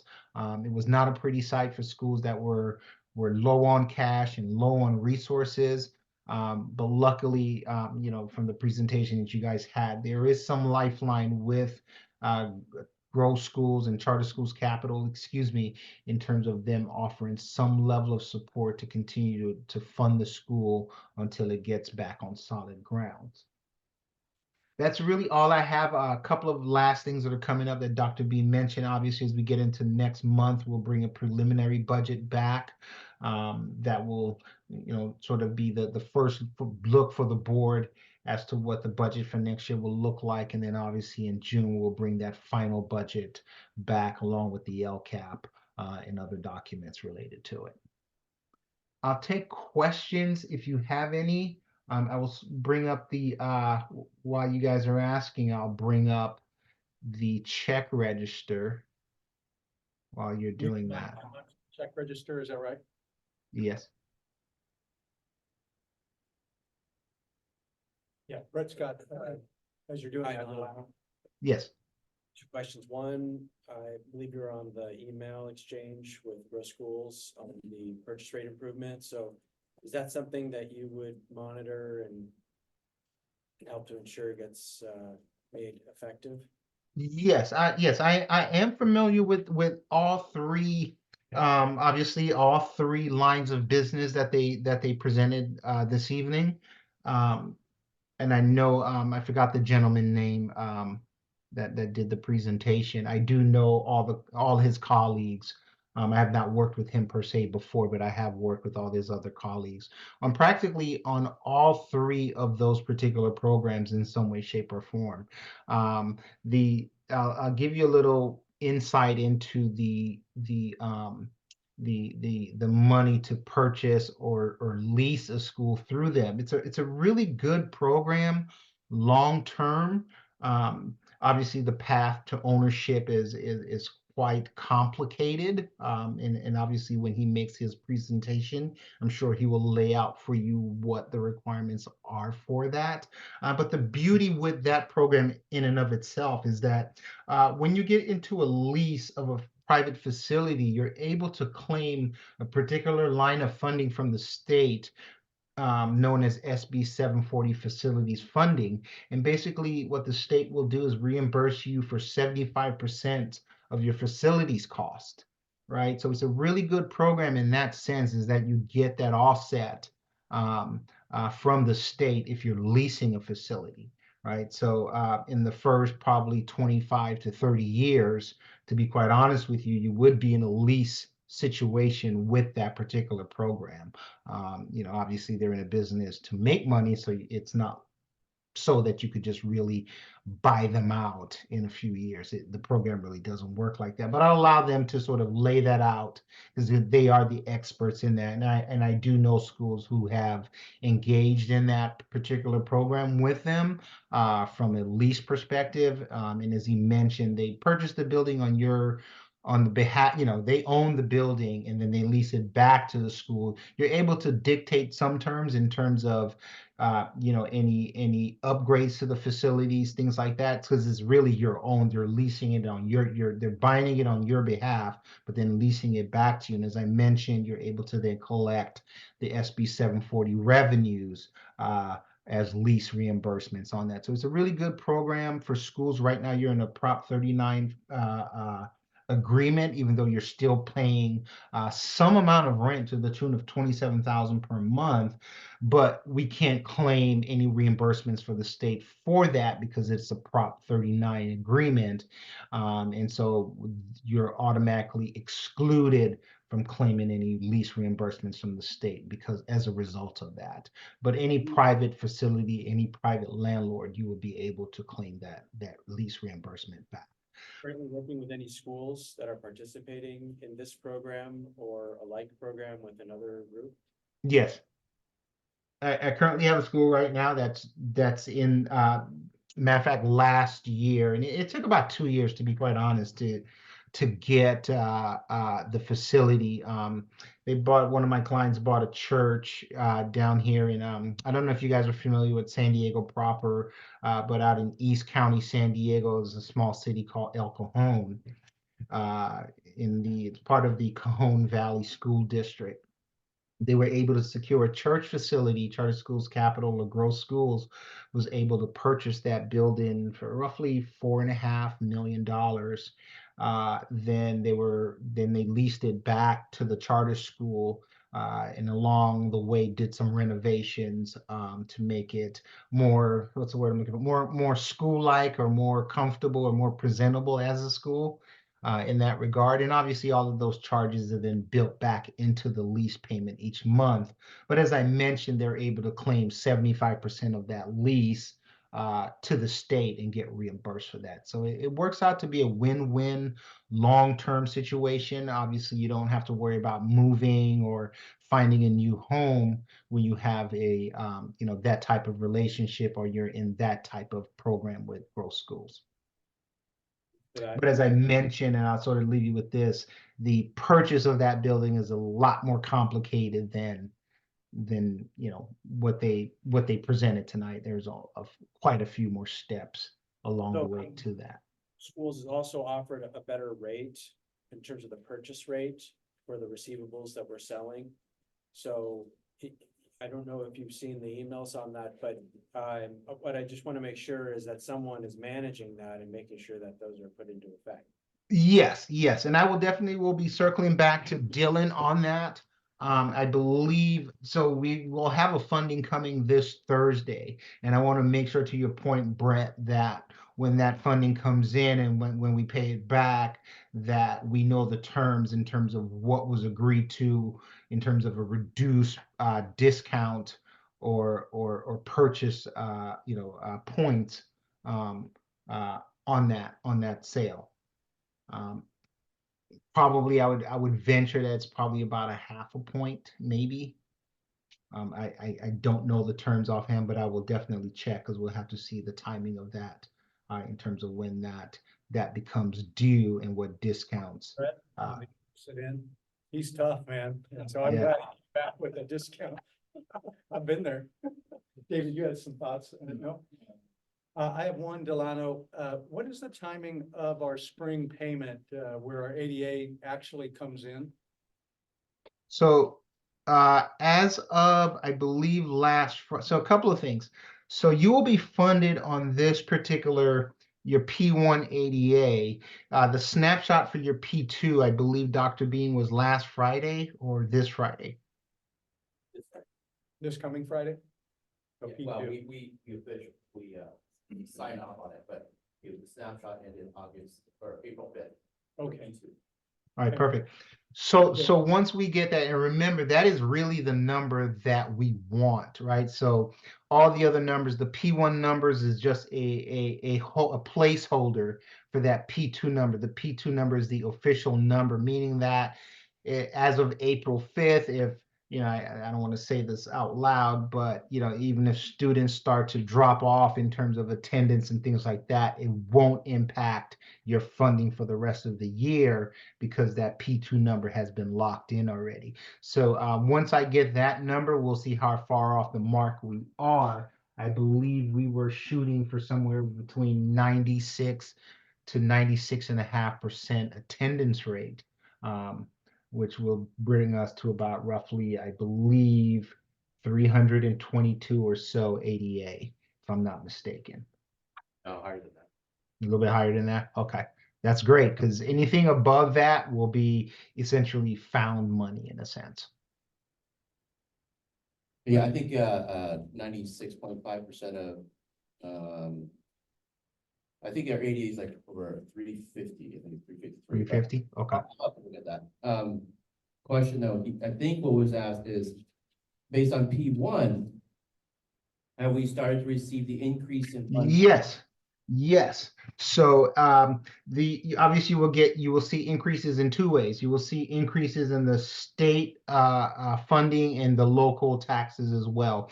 The local taxes, you will see that increase in the March report when we get that, and then obviously your February, end of February, also March LCFF payment from the states will reflect whatever your P1 numbers were.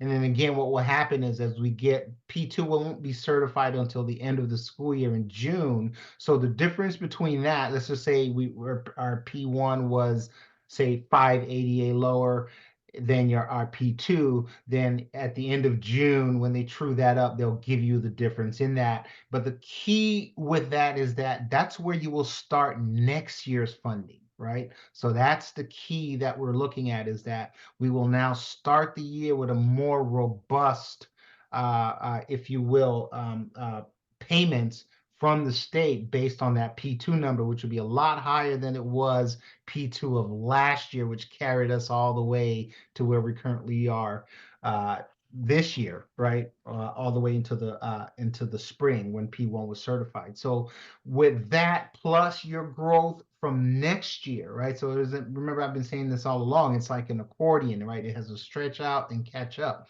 right? So with this, that being said, if our P2 high being in 350 ADA, that takes us almost back to year one funding levels, right? Which was a lot higher than year two, et cetera, right? So that will then start off next fiscal year, August, September, October, carry us all the way through P1, which is certified in February, a year from now. Then we'll recognize a higher difference that means more revenues, right? And so as long as we keep on this trajectory of having higher ADA year over year, that's the shovel that we're really using to dig ourselves out of this whole year by year, and then to basically add to our fund balance. Yes, David. Yes, do you have like a projected, based on a lot of assumptions, obviously, do you have a projected P&L and cash flow for the year and next year? Yes, Dr. Bean and I are working on that now. You will get your first taste of that at the May meeting. I think based on a couple of things that obviously Dr. Bean, when did we start this? Late March. We started working on that budget. Obviously, that dictates hiring and renewal of contracts and things like that. So absolutely, yes. When we have that May meeting, when you get your first look at the preliminary budget, we'll have the cash flow and the P&L. When do you think you will have that? Oh, we'll have that at the May meeting. Oh, I think Yeah. David, wondering. If you'd like it sooner, I can certainly send it to you. It certainly will be in a rough draft format, but still nonetheless, something that. We recognize it's not final, there's personnel, additions, but I get what you're saying. yeah, so, just remember, one of the board meetings, we talked about taking a lower interest rate loan. To that end, I actually approached the Bank of Irvine, talked to one senior VP, and tried to convince her to talk to her management to give us a lower rate loan. So I will also approach their board member because one of the board members is a good friend of mine and investor of that bank. So we'll see what may transpire, but we do need that kind of a projection. Yep. Yes, absolutely. Anything that will get us a conversation with a lender that will, won't be as apprehensive as some of your, usually most commercial banks are very apprehensive about getting into the nonprofit space just because of the risk that they feel is involved with it. But absolutely, I'll be happy to provide any documentation that will give us a conversation. Yeah, rolling. Yeah, of course, yeah. Typically, 3 years. Yeah, they have their hurdles, obviously, but. Yes, we have actually not just, our projections, but we also have our closed audited financials as well. If they would like to take a look at that. And I think, David, to your point, and one of the things that most of the banking institutions, they're not real well versed in school funding. Right. And so there is this apprehension about not understanding that, hey, this funding is guaranteed. If we hit our benchmarks, the funding is guaranteed. It's going to be there. But again, for some reason, the risk is too adverse for them because I've tried quite a bit. I was recently at the Charter Schools Conference, and there were a couple of banks there. There's one bank, I think it's called Bank of California. BANC. They're the only ones that I know who are really in that space. And I'm trying to get a meeting with one of their representatives now, just so that way we can sort of talk through potentially a line of credit is really what they offer, based upon our enrollment and growth and projected funding they were able to fund based on that, based on his presentation. But I would definitely try to get a meeting with them. And if you can get me and Dr. Bean and you yourself and another board member with any bank that's willing to listen, we can certainly lay out a case and explain to them how this all works. I told them it's a low risk, okay, I said. Yeah. Yeah, like I said, for the life of me, I don't,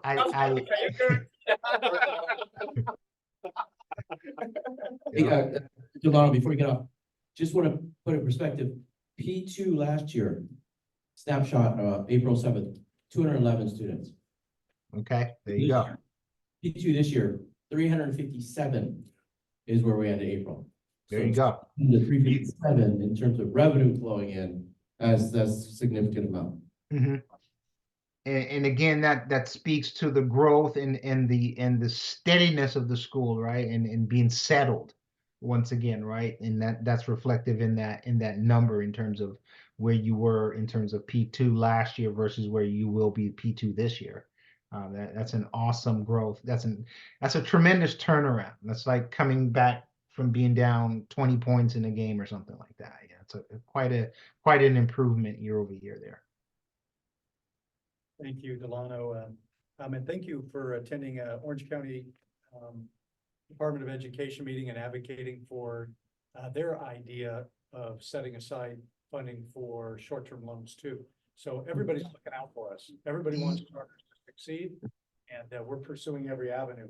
Irvine Bank, reducing the factoring rate with our existing and the county as well. So thank you. Absolutely. And if I can just make a note on that, Orange County Department of Ed is probably the first in the state to even consider something of that magnitude, right? And so it's important to recognize where our friends are in terms of even having that conversation. And it's a serious conversation because I know staff there that are really involved in pushing the envelope for that to become for that to come to fruition. Whether or not it will, obviously it's out of our hands, but I think it has a strong possibility of coming to fruition, whether it's, next year or the year after that. I don't know how long it will take, but I have a pretty good feeling that, that board is in favor of having some mechanism in place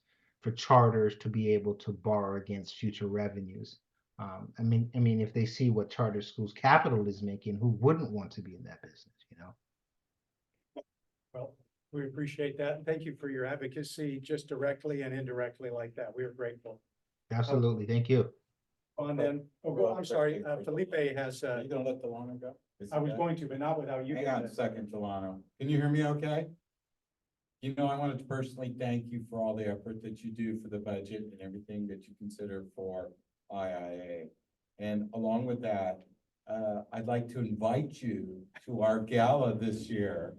Yes. You remember last year, you were able to purchase a ticket, but you were not able to come. May 4th is on my calendar. I'm hopeful that you'll purchase a ticket, go onto the website, you can purchase a ticket there. I'm hopeful to see you there because I would like to present you in front of the crowd and the parents and everybody because you're one of the unsung heroes for IIA, okay?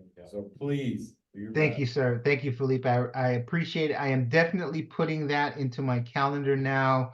You have my guarantee that I will make my contribution and I will be there in person as well. Thank you very much. Well done. Thank you, Delano. We'll move on then to our consent agenda item, Roman numeral 4. Only a single item right now. It's the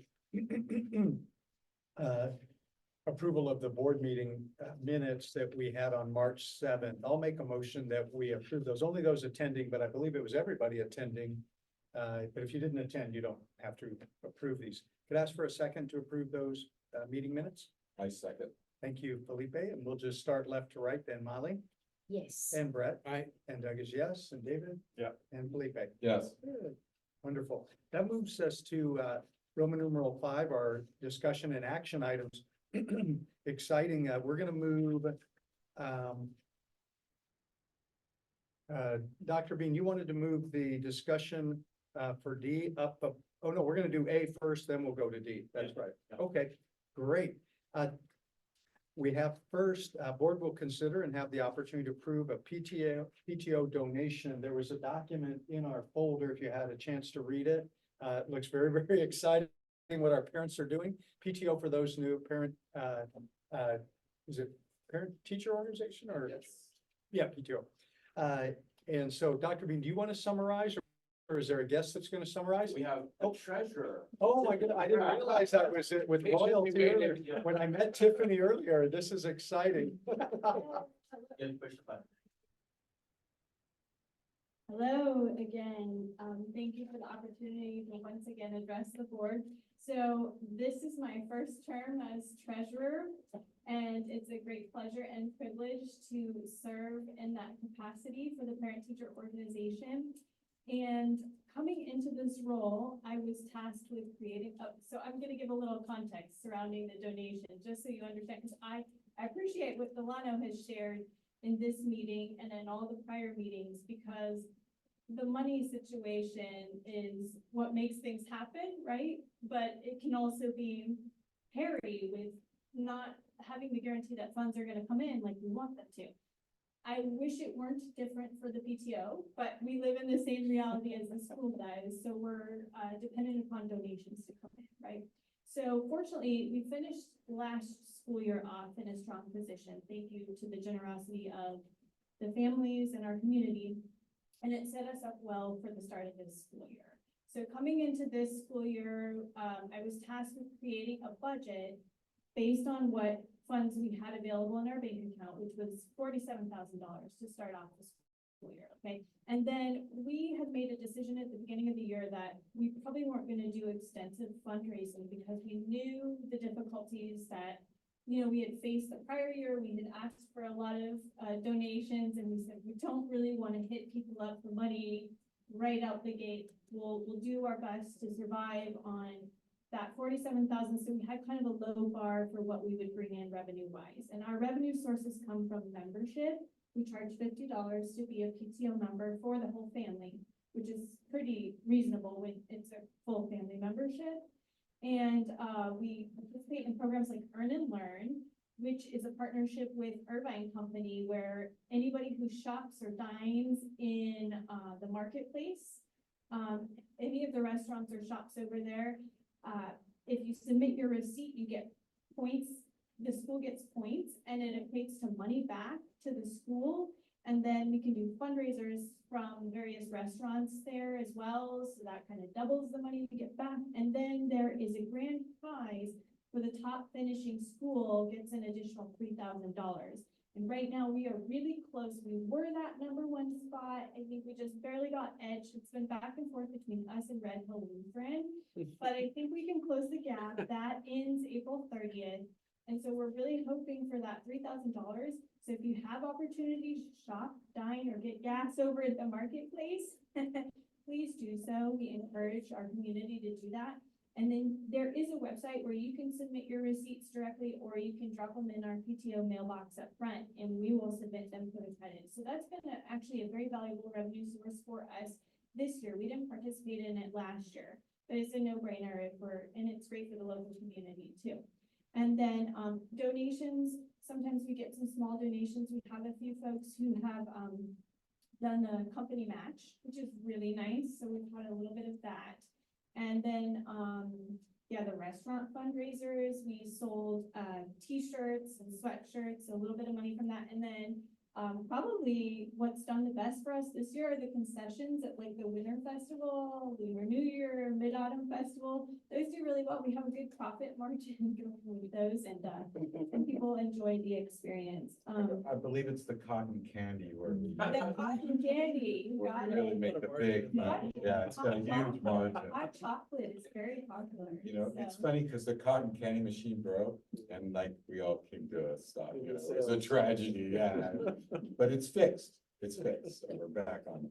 So I was tasked with creating a budget, assuming that we could raise 20,000 this year and then try not to deficit spend, right? So unfortunately, we're in a decent financial position, but it's our great pleasure and privilege. So our budget was built, we met with Dr. Bean at the beginning of the year, presented our budget, and that was based on kind of what the needs of the school were, feedback we received from the parent community on where the priorities should be. And I can just tell you that like library has been a priority focus, supporting the teachers in the classroom, making sure they're equipped with the supplies they need. Those have been our big things. Field trips, supporting field trips. So we're able to support at least one field trip per class per year. So, and then we get other miscellaneous requests for like PBIS to help support PBIS. So, we've been doing well operating within our budget, and we are delighted to be able to commit $50,000 to the school, and this is outside of what we budgeted for.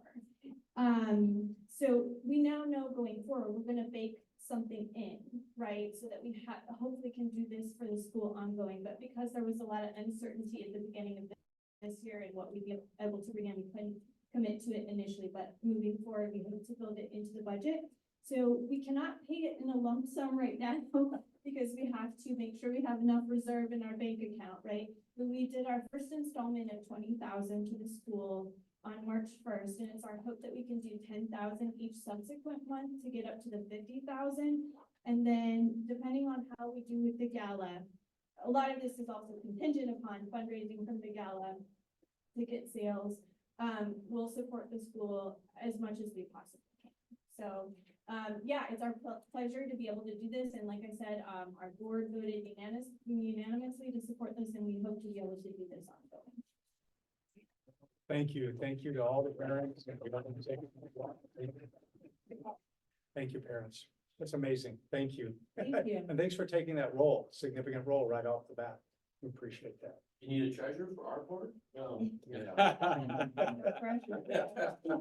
I have all the more respect for Delano because it's a big role, you know? But it's been a great learning experience for me. Well, thank you for jumping in, your whole family. Well, wonderful. That'll move us to item D, as in dog.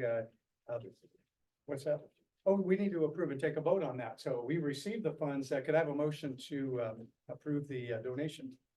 Motion from Brett in a second. Molly, and we'll go ahead and start at the left, Molly Yes. and Brett. Aye. And I'm a yes, and David? Yeah. And Felipe? Yes. Wonderful, accepted donation. We're very excited. Thank you. Thanks, Brett, for that too. Let's move in with our reordered agenda. We're gonna consider and discuss the principal interview process. And Dr. Bean will take us through that. And we have Kismet too. We have Ms. White HR. and we have Tiffany, who are all part of the process. They're gonna join me in this presentation. All right, Beth, would you mind giving this handout to? Oh. I wanted to share with you the principal hiring process that Ms. White and I codified to be the process in which we use for any executive or administrative hiring. And all other hiring processes will be very similar to this. So we're going to take you through this process and how we used it for searching for a principal. So if you see, we start with round 0, and that's obviously posting. Ms. White posts the job on EdJoin, and I posted on LinkedIn. Based on that, we received 22 applicants, so nearly 2 dozen, nearly a couple dozen. I screened each of the applicants to see if they have the credential, they're qualified, they have leadership experience. I set aside any applicants that they were teachers and they were straight out of the classroom, okay, because they didn't have leadership experience. From that, I called those selected applications and candidates, and I just did a quick 5-minute pre-screen, asking 2 simple questions, which is, tell me about yourself and why Irvine International. So based on those 2 questions, then we move the candidate to round 1. And then round 1, I'm going to have Ms. White, who facilitated round 1, talk to us about what that looked like. And Tiffany, if you could also add from your perspective what that looked like. Okay, so in round 1, we coordinate and give the candidate has to give professional development demonstration to two panels. One panel is made up of parents and administrative staff. The other panel is made up of teachers. The candidate also has to go through an interview round as well. Once the candidate interviews with the panel and admin parents and the teachers, we, in our separate groups, we lead a discussion on what we observed and also discuss the questions from the candidates as well that were asked. And each member in each panel is required to force rank and make recommendations for candidates to go to round 2. Then the panel creates probes for round 2. And then Tiffany, if you could talk to us about some of the instructions that were given to the panelists to keep the process fair and consistent and transparent. Those are the 3 legged stool that you're talking about: transparency, consistency, and fairness. What were some of the things that we instructed the panelists to do? So Dr. Bean was very clear in what kind of leader we were looking for to take on this role, so that was helpful. And then Dr. Bean made it very clear, and Ms. White as well, and Mr. Fernandez, who was also another lead, made it very clear that we are to stick with the same set of questions. Each candidate needs to be asked the same set of questions to keep the process fair. There's some latitude to probe a little bit more based on the response given to the question, but the same questions were asked of each candidate. And then you, yeah. We were also told that we are not to disclose information outside of this panel about the candidates being interviewed, that we may tell the community about the process underway and where we're at in the process, but the information about the candidates we're interviewing is to remain confidential within our group. And then did you want to add, what did the panel discussions, what did you do in the panel discussion? What was the process discussion? So when both panels convene with each other, mic is on, we do an initial vote. And that's to vote to see whether or not the candidate will move on to round 2. Then we do a discussion around the votes because the panels were separate. The admin and parent panel was separate when we were interviewing and observed PDs, and the teachers were separate. So this was an opportunity for both panels to get together and discuss what they observed. And then we do a final vote based off of the discussion that we had. So from the initial vote, some people's votes had changed once we heard the perspective from the other panels. So this was a way for us to keep it fair and also to hear the other perspectives. For example, I'm part of the admin team. I don't know what a teacher needs specifically from a principal. So it's great to hear what the teachers had to say about the candidates that were interviewed and also did their professional development demonstrations. And I have to say that based off of that, some of that discussion, some of my votes changed. So each candidate got 2 votes after their interview, which was pre-vote, discussion, and then a post-vote. Now, there was, at the end of the first day, some panelists asked to, let's hold off on the final vote for one candidate until we see all of the candidates the very next day, Thursday. So on Thursday, they did the exact same process for 3 more candidates. The first day was 4 candidates. Yes. The second day was 3 candidates.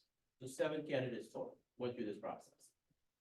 And then, you guys, what was the results of that? So we had 2 panelists that we voted on to move on to 2 first. candidates, I'm sorry. So on the first day interview, we had, out of the 4 candidates, we had 2 that were voted to move on to the next round. On the second round of interviews, which we had 3 potential candidates, none of them moved on to the next round. So as a result, we only have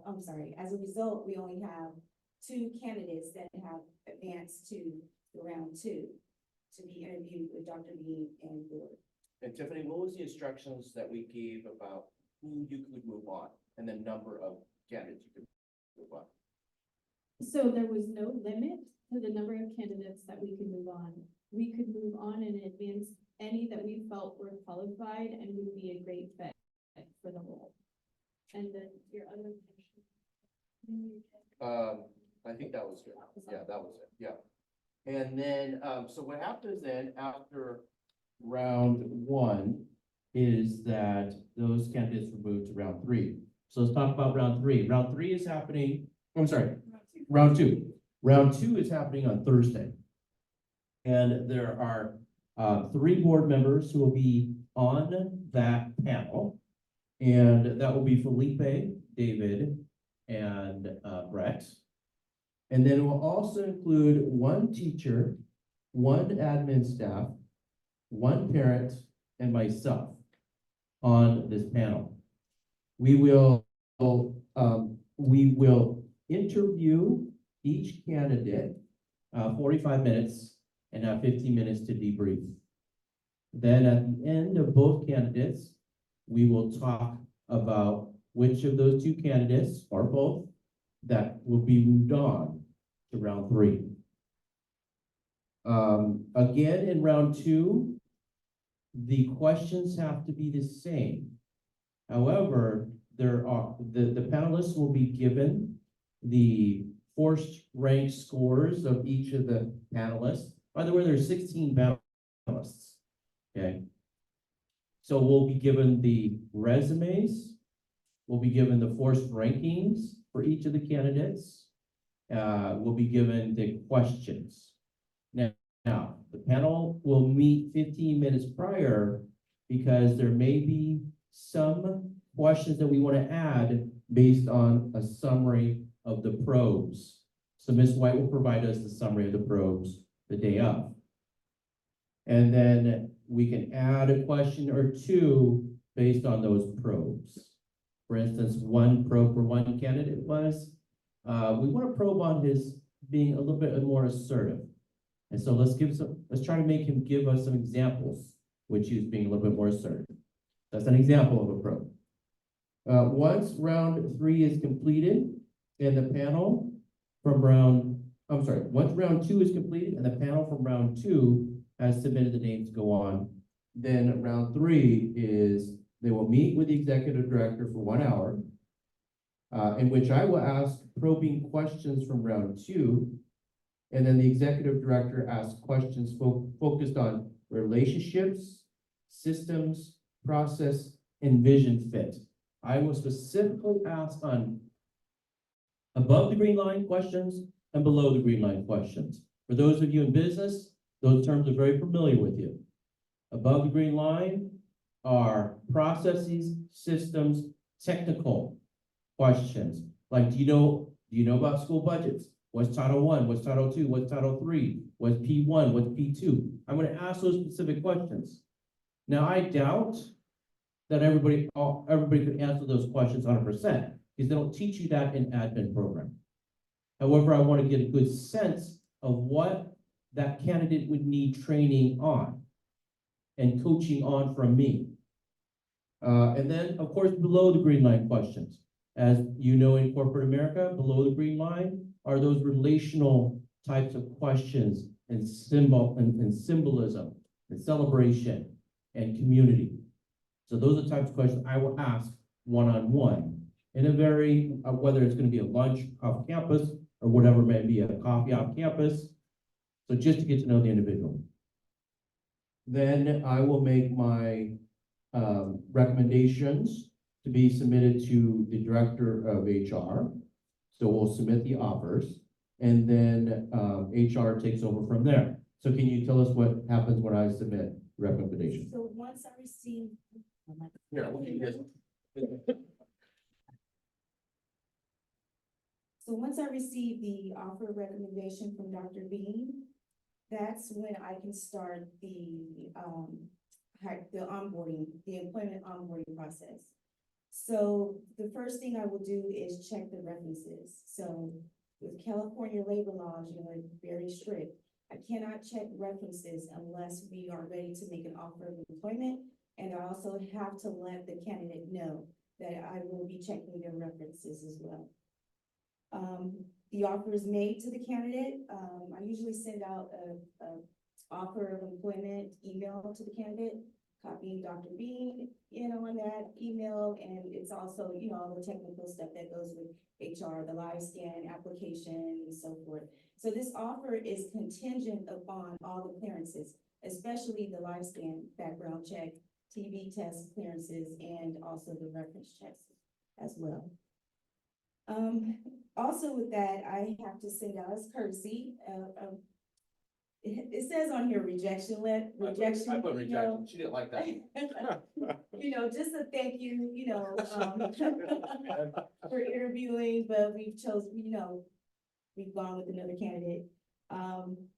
And then also, once we receive all the clearances for the background, TVs, reference checks, everything checks out, then we produce the official employment agreement to the candidate.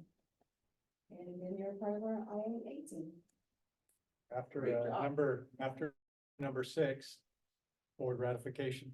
Right. Right, which we will talk to the board about at the board retreat in June.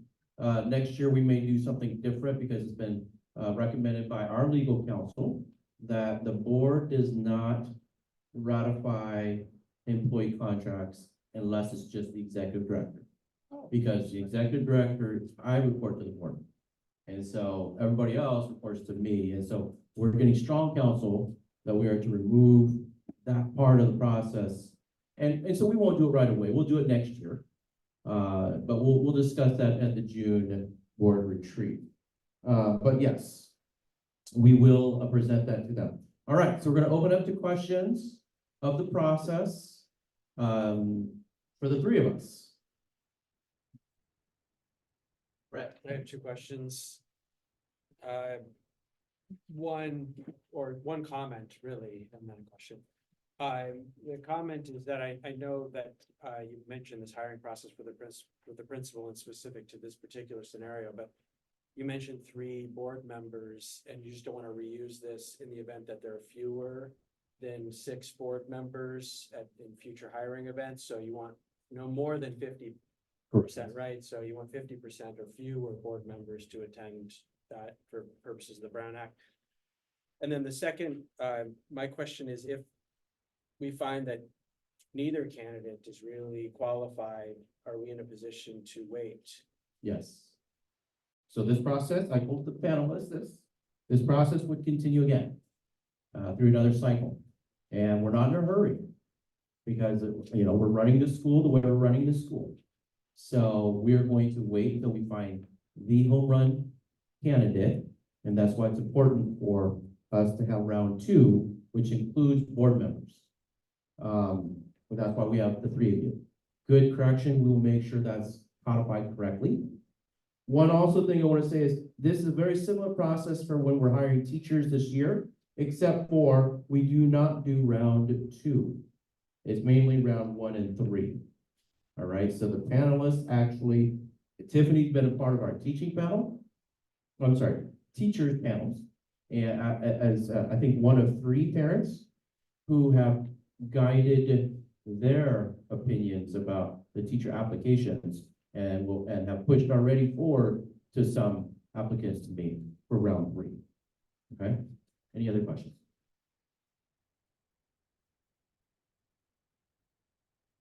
From round 1 to round 2, there was no limit. From round 2 to round 3, will it be an elimination round, or could you actually consider 2 in your deeper personal one-on-ones? Same. Okay. Same as round 1. You could push both and have me decide. Or you can just push 1 because that panel believes that that one is the strongest, and then I would just have one option. Either hire the person or continue the process. Okay, Dr. Bean, thank you for putting this important topic under discussion. And I think I'm You know, we had separate discussions. I expressed my concern over the process, okay? And I expressed my thought process very openly with you. And here's I have some maybe suggestions. When you make a public offer a job open, number one, I'm sure you probably have done that, Yes, ma'am. yeah. And you probably have a job description, right? Yes. Posted, right? And have the board ever seen such a description? The board would see the descriptions with the contract when you guys approve the contracts. But the panelists will have the. I think it would be useful for the board to take a look at the job descriptions beforehand, not after everything's become fact. So, with all due respect, the reason for that is because remember, the board is a governing board, not an operational board. The board doesn't make those types of processes, tweaks to processes and things Well, like but that. So I'm this is just a curious- very important. Just curious this is why. One of the most important position in the school. Let me just finish because take a look at the petition. Okay, in the charter, in the petition, we clearly outline this school provides a bilingual and by literature education. All right, so whenever we offer a position, in a leadership position, I think somehow we need to reflect that. Because that's in your mission statement. In the questions, all the questions, there's no discussion about how you're gonna, the leader will lead this school towards the vision and the mission statement. That's one thing. That's one. That's incorrect. Those are actually questions in the questions I even emailed you. Yeah, I went over all the questions. I think my suggestion is, okay, number one, I understand why there's the uniform questions, because you want, everyone give the same questions, but in the end of the day, if everyone's asking the same questions, you have programmed the sort of process, because we have done a lot of interviews for senior positions. All right. If everyone's asking the same question, what's the point? And if you're asking the same question, everybody is asking the same question, then the person already is well prepared for all the questions. I think you're misunderstanding. Let me clarify. You're misunderstanding. The set of questions that the first round asks are different than the set of questions the second round asks, which are different than the set of questions the third round asks. So the board members will also have different questions. Or Yes. can we, improvise? We basically think, okay, for this kind of position, we have Yes, some questions we would like to ask. yes, and that's what I said. So we will meet prior so that you will take the questions that are already created and you will have an opportunity to add or modify some of those questions. That's also why I emailed them ahead of time for you to look at. So let me just make it very clear because it's a public, okay, it's a public meeting. The sets of questions for each round are different. However, within that round, you must ask the same questions of all the candidates. That cannot deviate. So the questions that we will come up with, and I've already emailed you those set of questions. Let's modify them. If we modify them, we must ask those questions same for both candidates. So I 100% agree with you, and it's a part of the process already baked into the system. May I also add, based off of the questions that were asked in each panel, there were some additional questions that panelists had as well. So we call those are the probing questions. And I'm just finished summarizing a lot of that today based off of the discussions that each of the panels had and based off of some of the notes that they also gave to me as well, as far as questions that they wanted to elaborate on. For example, some panelists thought that some of the candidates were very vague when they asked the question about what would you what type of school-wide discipline policy would you put in place? Some of the questions, the answers were vague. So one of the probing questions is for the next round to dig a little deeper. Tell us specifically, what would you do to implement a school-wide discipline plan? So you'll Well, see. Yeah, yes, you have additional thoughts, just for discussion. And we are an educational organization. So when we are trying to recruit top leaders or principals, the one of the most important, in addition to you, as probably the next most important position for the school. You agree, right? Yes. So I would also, scrutinize the candidate's educational background. Because that's a qualification, part of the qualification. If the person is not well educated, how can you expect a person to lead an educational organization? That's missing in the question. Okay. Are you suggesting that, that's part of the pre-screening process that Ms. White and I do. We check for educational background and credentialing. And they do not pass if they don't have other books. Would they have to, I think the standard is, they'd have to have a master's that is in admin. Is that right? Leadership, correct? Yeah, I don't know what's, what's in the job description when you post the positions, the master level and above, or what? Masters. Yeah. Masters. So that, there's a requirement, Yeah. right? Exactly. Yes. Okay, and a relevant degree, right? I'm sorry? Or some kind of a degree requirement. Right, which is a master's in education, master's in leadership, but also credential. Right, okay. And the other thing, the reason why I brought up the mission statement is because I think there's something that's missing. Nobody ever cared to ask about how we're gonna lead this in a bilingual immersion without regard to how this person going to lead a bilingual program, a Chinese. More than half, probably 80% of the attendants have a lot of, ethnic Chinese background. And I think any candidates coming in to be a principal, at least should have some, relevant background in my regard. Because you don't have that. And the next level, I don't know who's going to be the next level, the top 3 people. And if all top 3 people doesn't have any background whatsoever, as a Chinese, also I'm a parent, okay, I would like to send my kids here to learn Chinese language and literature. Now, language is very important. Without knowing the language, you're not going to understand the literature, because that's clearly stated in the statement. Right? So I would strongly advise to have some, any candidates who have relevant background or experience. Okay, so out of the 22, you would have just excluded 21 applicants.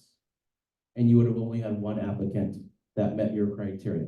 So I must say this publicly and strongly, we do not, what's the word I'm looking for? We are very unbiased toward the ethnic backgrounds of candidates that apply. Not only ethnic backgrounds, but in the things that you're saying. It is a very fair process. With that being said, did you guys in your panel ask those questions about how you would lead a dual immersion school? Yes, that was one of the questions. Okay, so we did have questions in both panels to address exactly what you said. And we made sure that all decisions and thoughts were objective based on their responses, not our personal biases into what we think our personal belief should be into that candidate. So we have to be very careful. And that's why I'm just saying it out loud, that's why we have a very transparent, open, non-discriminatory process.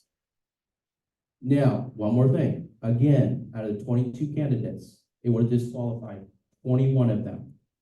Only one candidate had exactly what you're thinking or saying, and still did not have the leadership qualifications to move forward.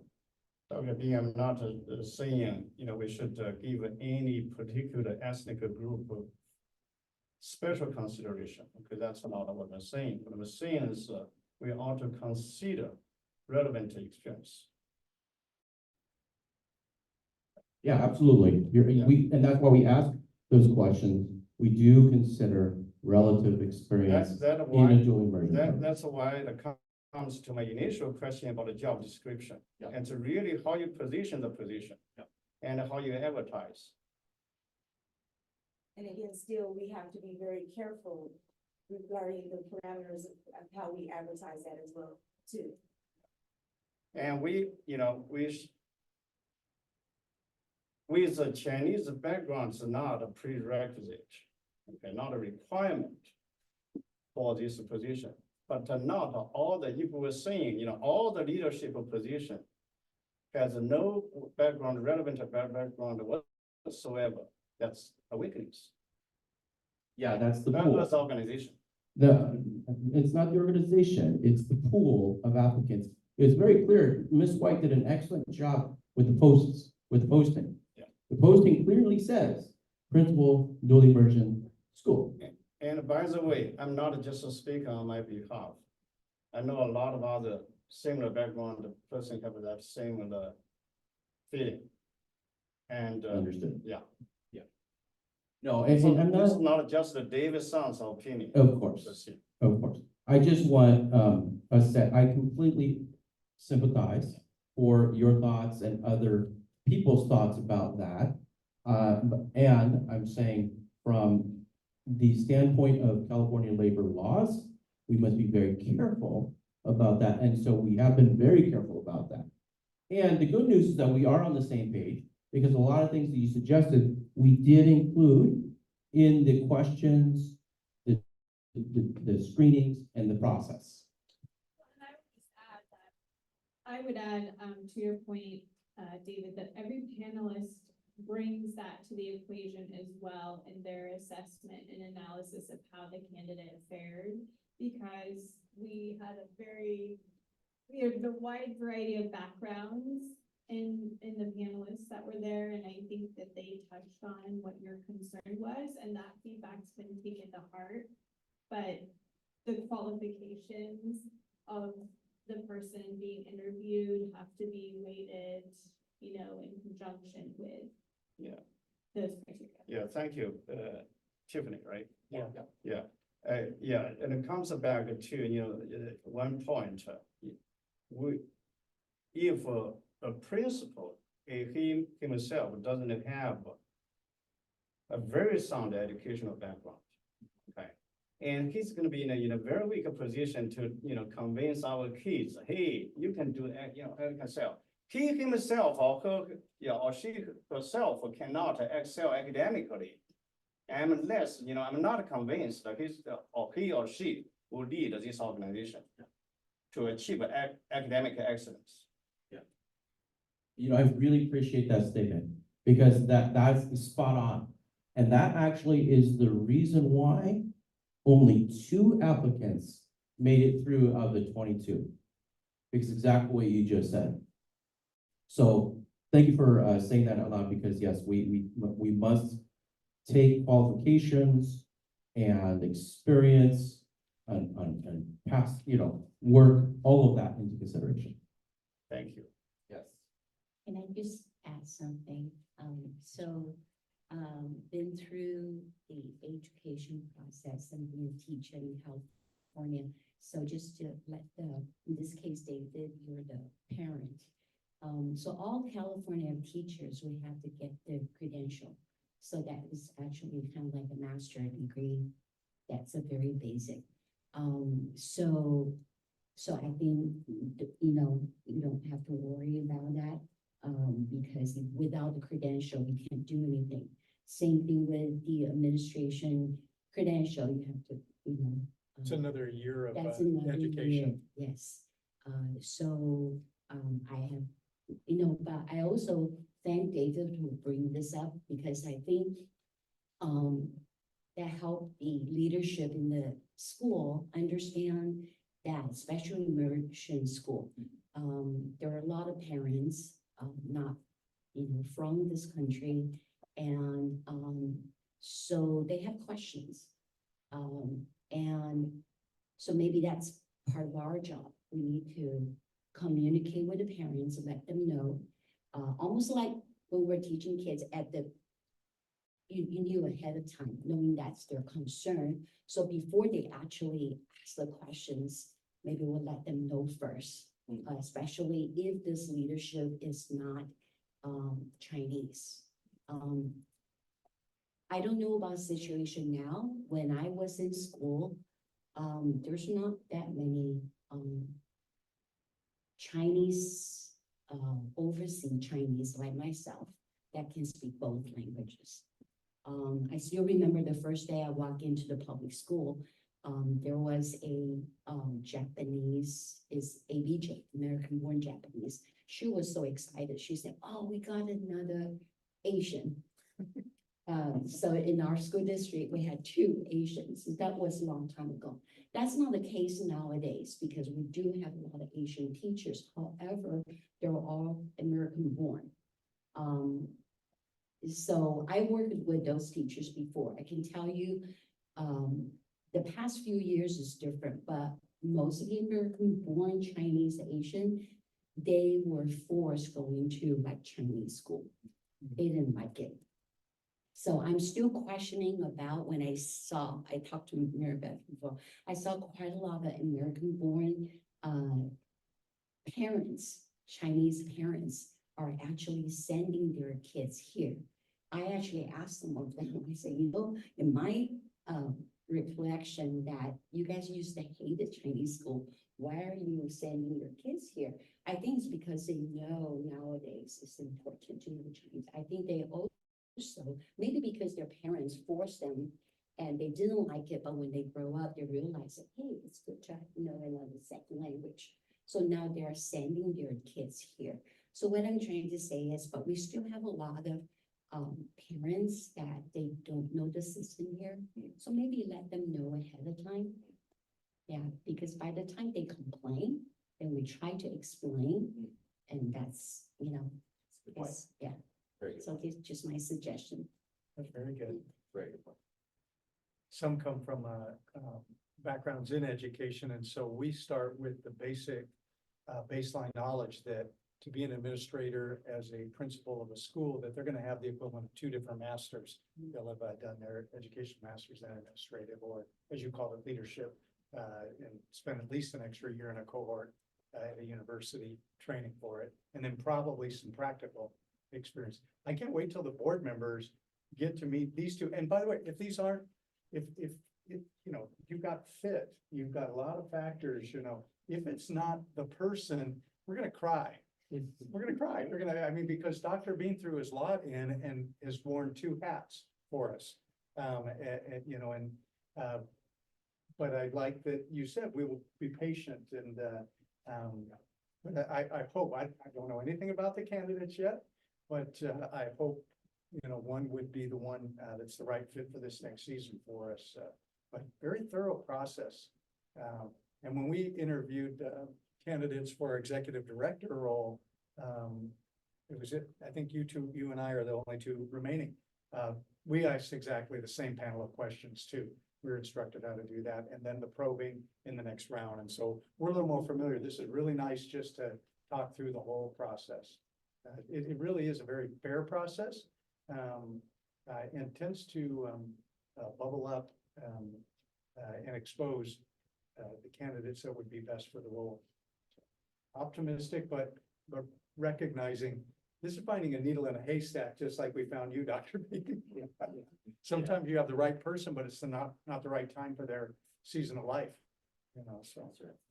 What else? Any others? Yeah, well, I'm just reflections? gonna just kind of, would like to see, we would rather be patient, than rush into hiring someone doesn't fit.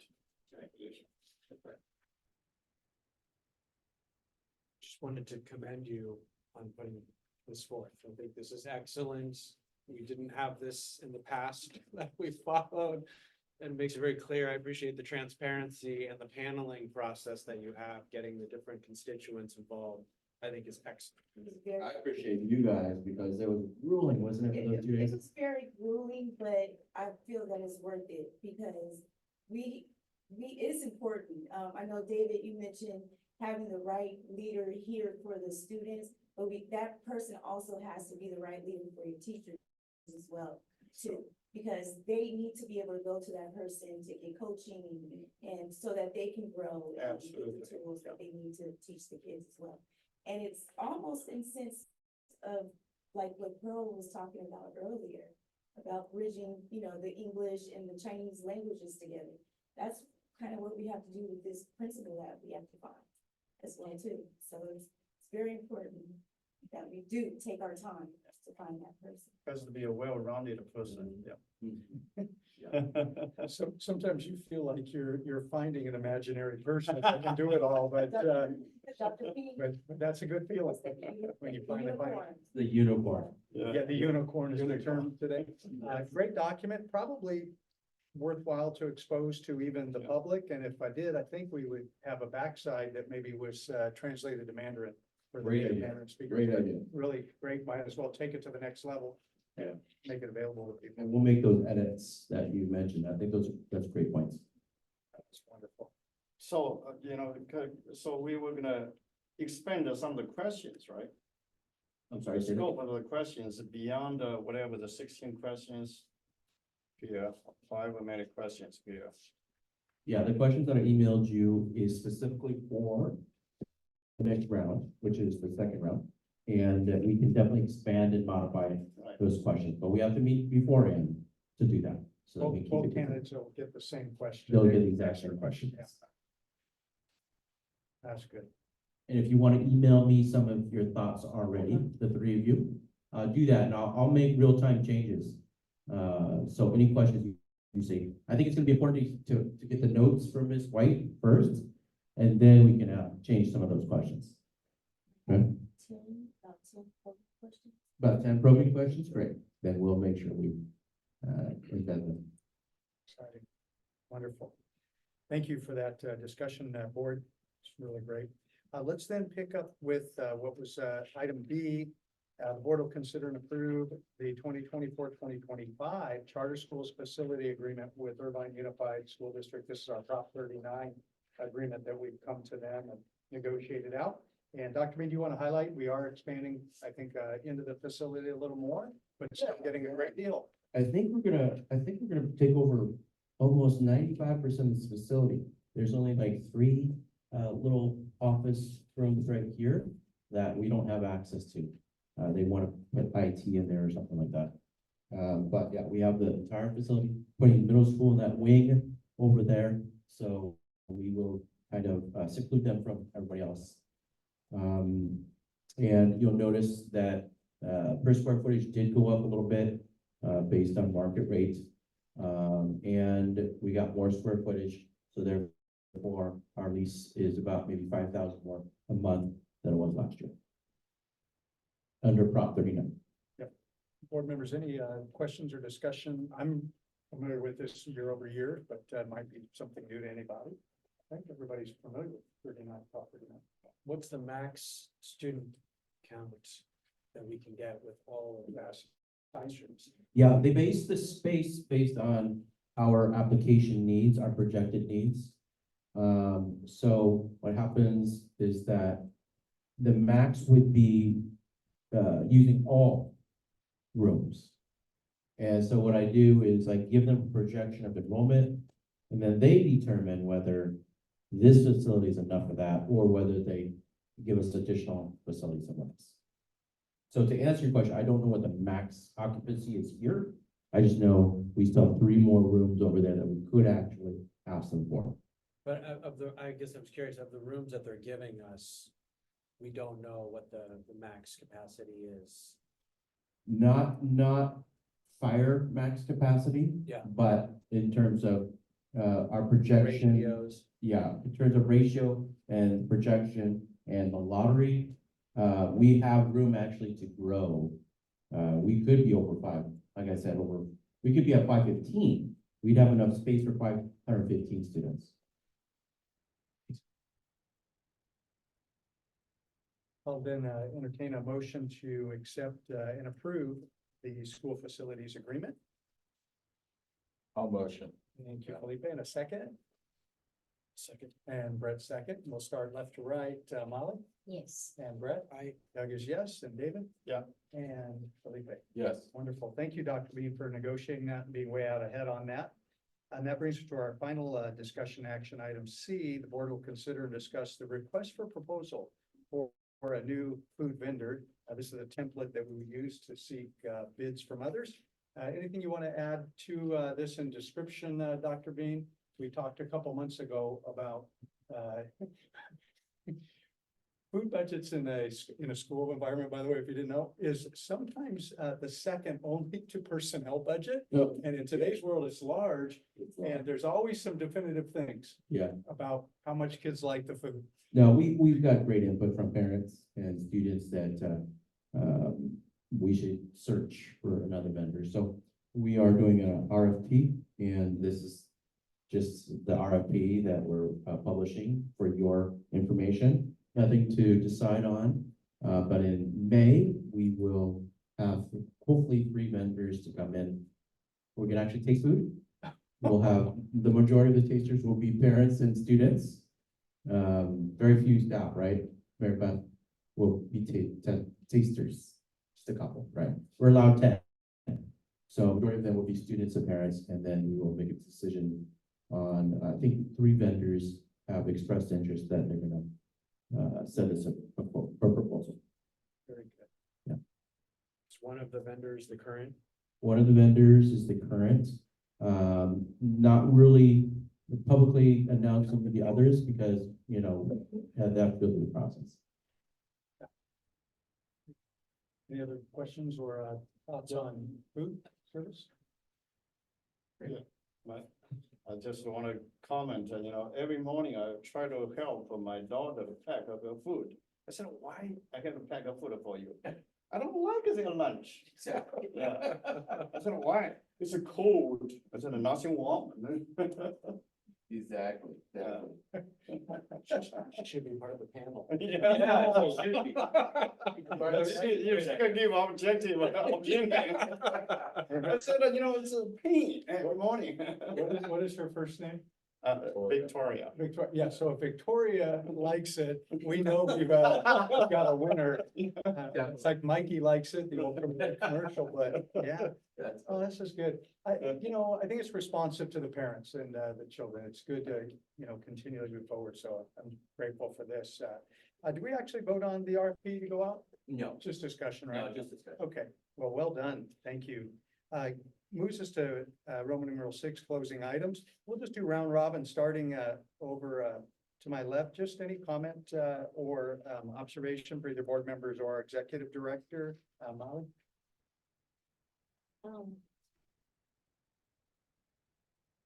As usual, I learn so much every time I'm here. And today I even feel like, thank you for the process, these detail and I feel like almost like looking for, I don't know, looking for a spouse or that serious. We're really looking into it, trying to find the right match. We know our students and we know our teachers, and we're looking for the right person to lead. So I didn't really know this is the process. So I'm not sure about my previous principles and, but it's, it's good learning for me, so I learned to appreciate school. And thank you for, you know, all the things you guys do. I mean, I just hear a little bit about once a month. And the effort that all of you put in there. And I'm so glad to see parents, you know, involved. And it's not just come here to listen what's going on and actually put in action and work in. So thank the PTO and you guys are so honest with us. And as the board, I learn so much from you guys every time. And so I'm still like a student on the board learning this. So thank you. I just wanted to specifically recognize the after-school Spanish program. I think it's fantastic that we offer that. It really brings the international community here and language learning, and we're dual immersion program for sure, but we also offer other opportunities to learn other languages, which I think is terrific. So thank you for continuing to support that. You know, I would add to that, Brett, that I've sat in that class several times, and the teacher, the instructor in there is very good. She handles a variety of language levels, and not only that, but actually the student levels too, because there's it's just a grab bag of kids in there, and she does keep them interested, and it's a whole day. And my daughter is in that class, and she told me not to pick her up early on Friday, because that's her class. She wants to be in there, so I agree with you. I'll go next, as we just go down the line. I'm just grateful during this last year that our board meetings are filled with discussions about rigor, curriculum, true school topics. It's fruitful, and I'm enjoying it more than ever before.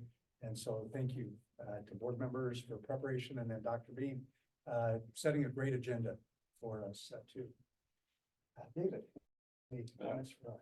Yeah, I just I want to express my gratitude to everyone, the board members and Dr. Bean and your team for setting up the stage to have a great discussion. Today, we actually, the two most important topics in my view, one's curriculum, right?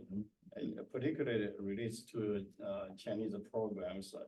I'm glad that you brought the consultant, Pearl. Wow. Okay, yeah. Give the board member, particularly me, you know, a good perspective. You know, I would like to see more efforts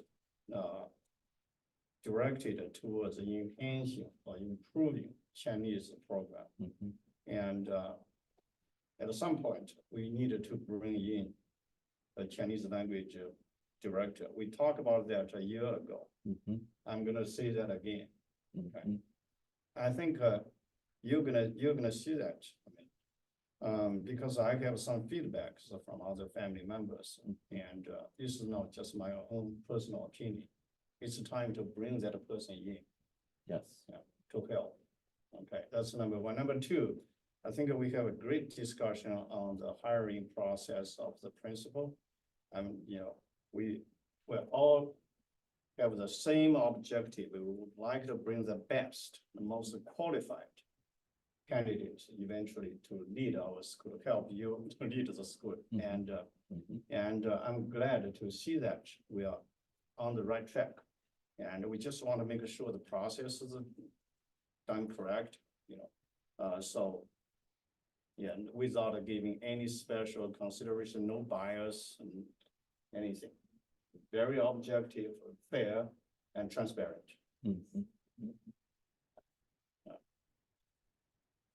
Okay, I want to springboard a little bit that something you said there, because I think it's important.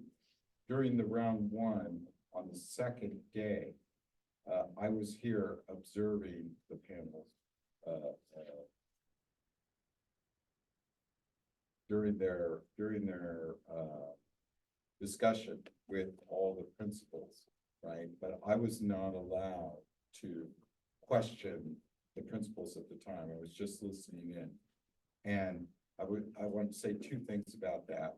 Number one, all the candidates that moved ahead were not on the day that I was there. So the two candidates that we're gonna see in round two, I have not seen them. Because they were in the first day. So I have no bias to those two candidates because they were not I did not pre-screen them in some way. But I did watch the interview process on the second day, and I will tell you that every person on the panel was acted extremely professional, and they were very serious, and they're all taking this to the highest level. And so I am confident, even though I didn't see the two candidates before, out of the 22 that applied, these are the top two. I'm confident they are from the ones that applied. So I'm looking forward to the round two and know that I haven't pre-screened them or seen them prior to this round two, just so you know. And then the other thing I want to add, of course, everybody wants to hear about the gala, right? Of course. So here's the latest on the gala. Every component, I would say every component of the gala is now, there's something assigned. There's no piece missing. There's nothing missing. We have everything, I would at least accounted for. There's an activity going on for that. As a matter of fact, today we hired the DJ, which was the last little piece, the puzzle that we were kind of getting. I was a little concerned with. What was the process in hiring the DJ? It was, I kept asking around until I found one that was available for that day. As a matter of fact, that DJ is the same one we used last year. So they're giving us what do you want to call it? A small break, by not raising their price very high. So we're getting a reasonable person who did who did a job for us exactly what we needed last year. So I'm confident we'll be able to do the same this year. So with that, I'd say all the pieces are in play. The biggest focus now is ticket sales. That's what we're pushing for. Tomorrow, I believe, Ms. Guesty will be out front of the table, ticket sales. I'll be out there on Thursday also in the front here. We're doing Teacher Square. We're putting out, I'm sure you've seen the banners and everything is going on. Making call, we're pushing for that because that is our focus at this time over everything else. Everything else is rolling. And that's where we're at, unless you want to know the numbers, the exact numbers. Right now, we have 70, I'm going to call it 70 meals, which is how many people we have coming, and we're about 14,000 collected. So we're up there, but we are still short from our number. Our target is 200. So we were at 180 last year. Oh, I think, did I say 79? No, 80 people. I'm sorry, there's 80 people counting Delano. Two for me. And I would also indicate that Dr. Bean has purchased a ticket because that is in our criteria. Nobody comes for free. Everybody has either purchased a ticket or has a ticket purchased for them. Nobody gets a free ride on that gala. And that's just the way we're doing it. So, of course, he's already put 4. Yes. And so we're moving forward with that. So that's where we're in. That's of today. So Great, thank you for spearheading that for us Going leading on. up. Well, with that, then it's been a long night for our staff who gets up very, very early. So I'll ask for a motion for adjournment. Brett, as motions, I'll second, starting with Molly Yes. and Brett. And Doug is yes, and David. Yep. And Felipe. yes. Thank you, parents. Thank you, staff and board members as well. This will conclude our meeting. Thanks. Thank you. Hey, long night.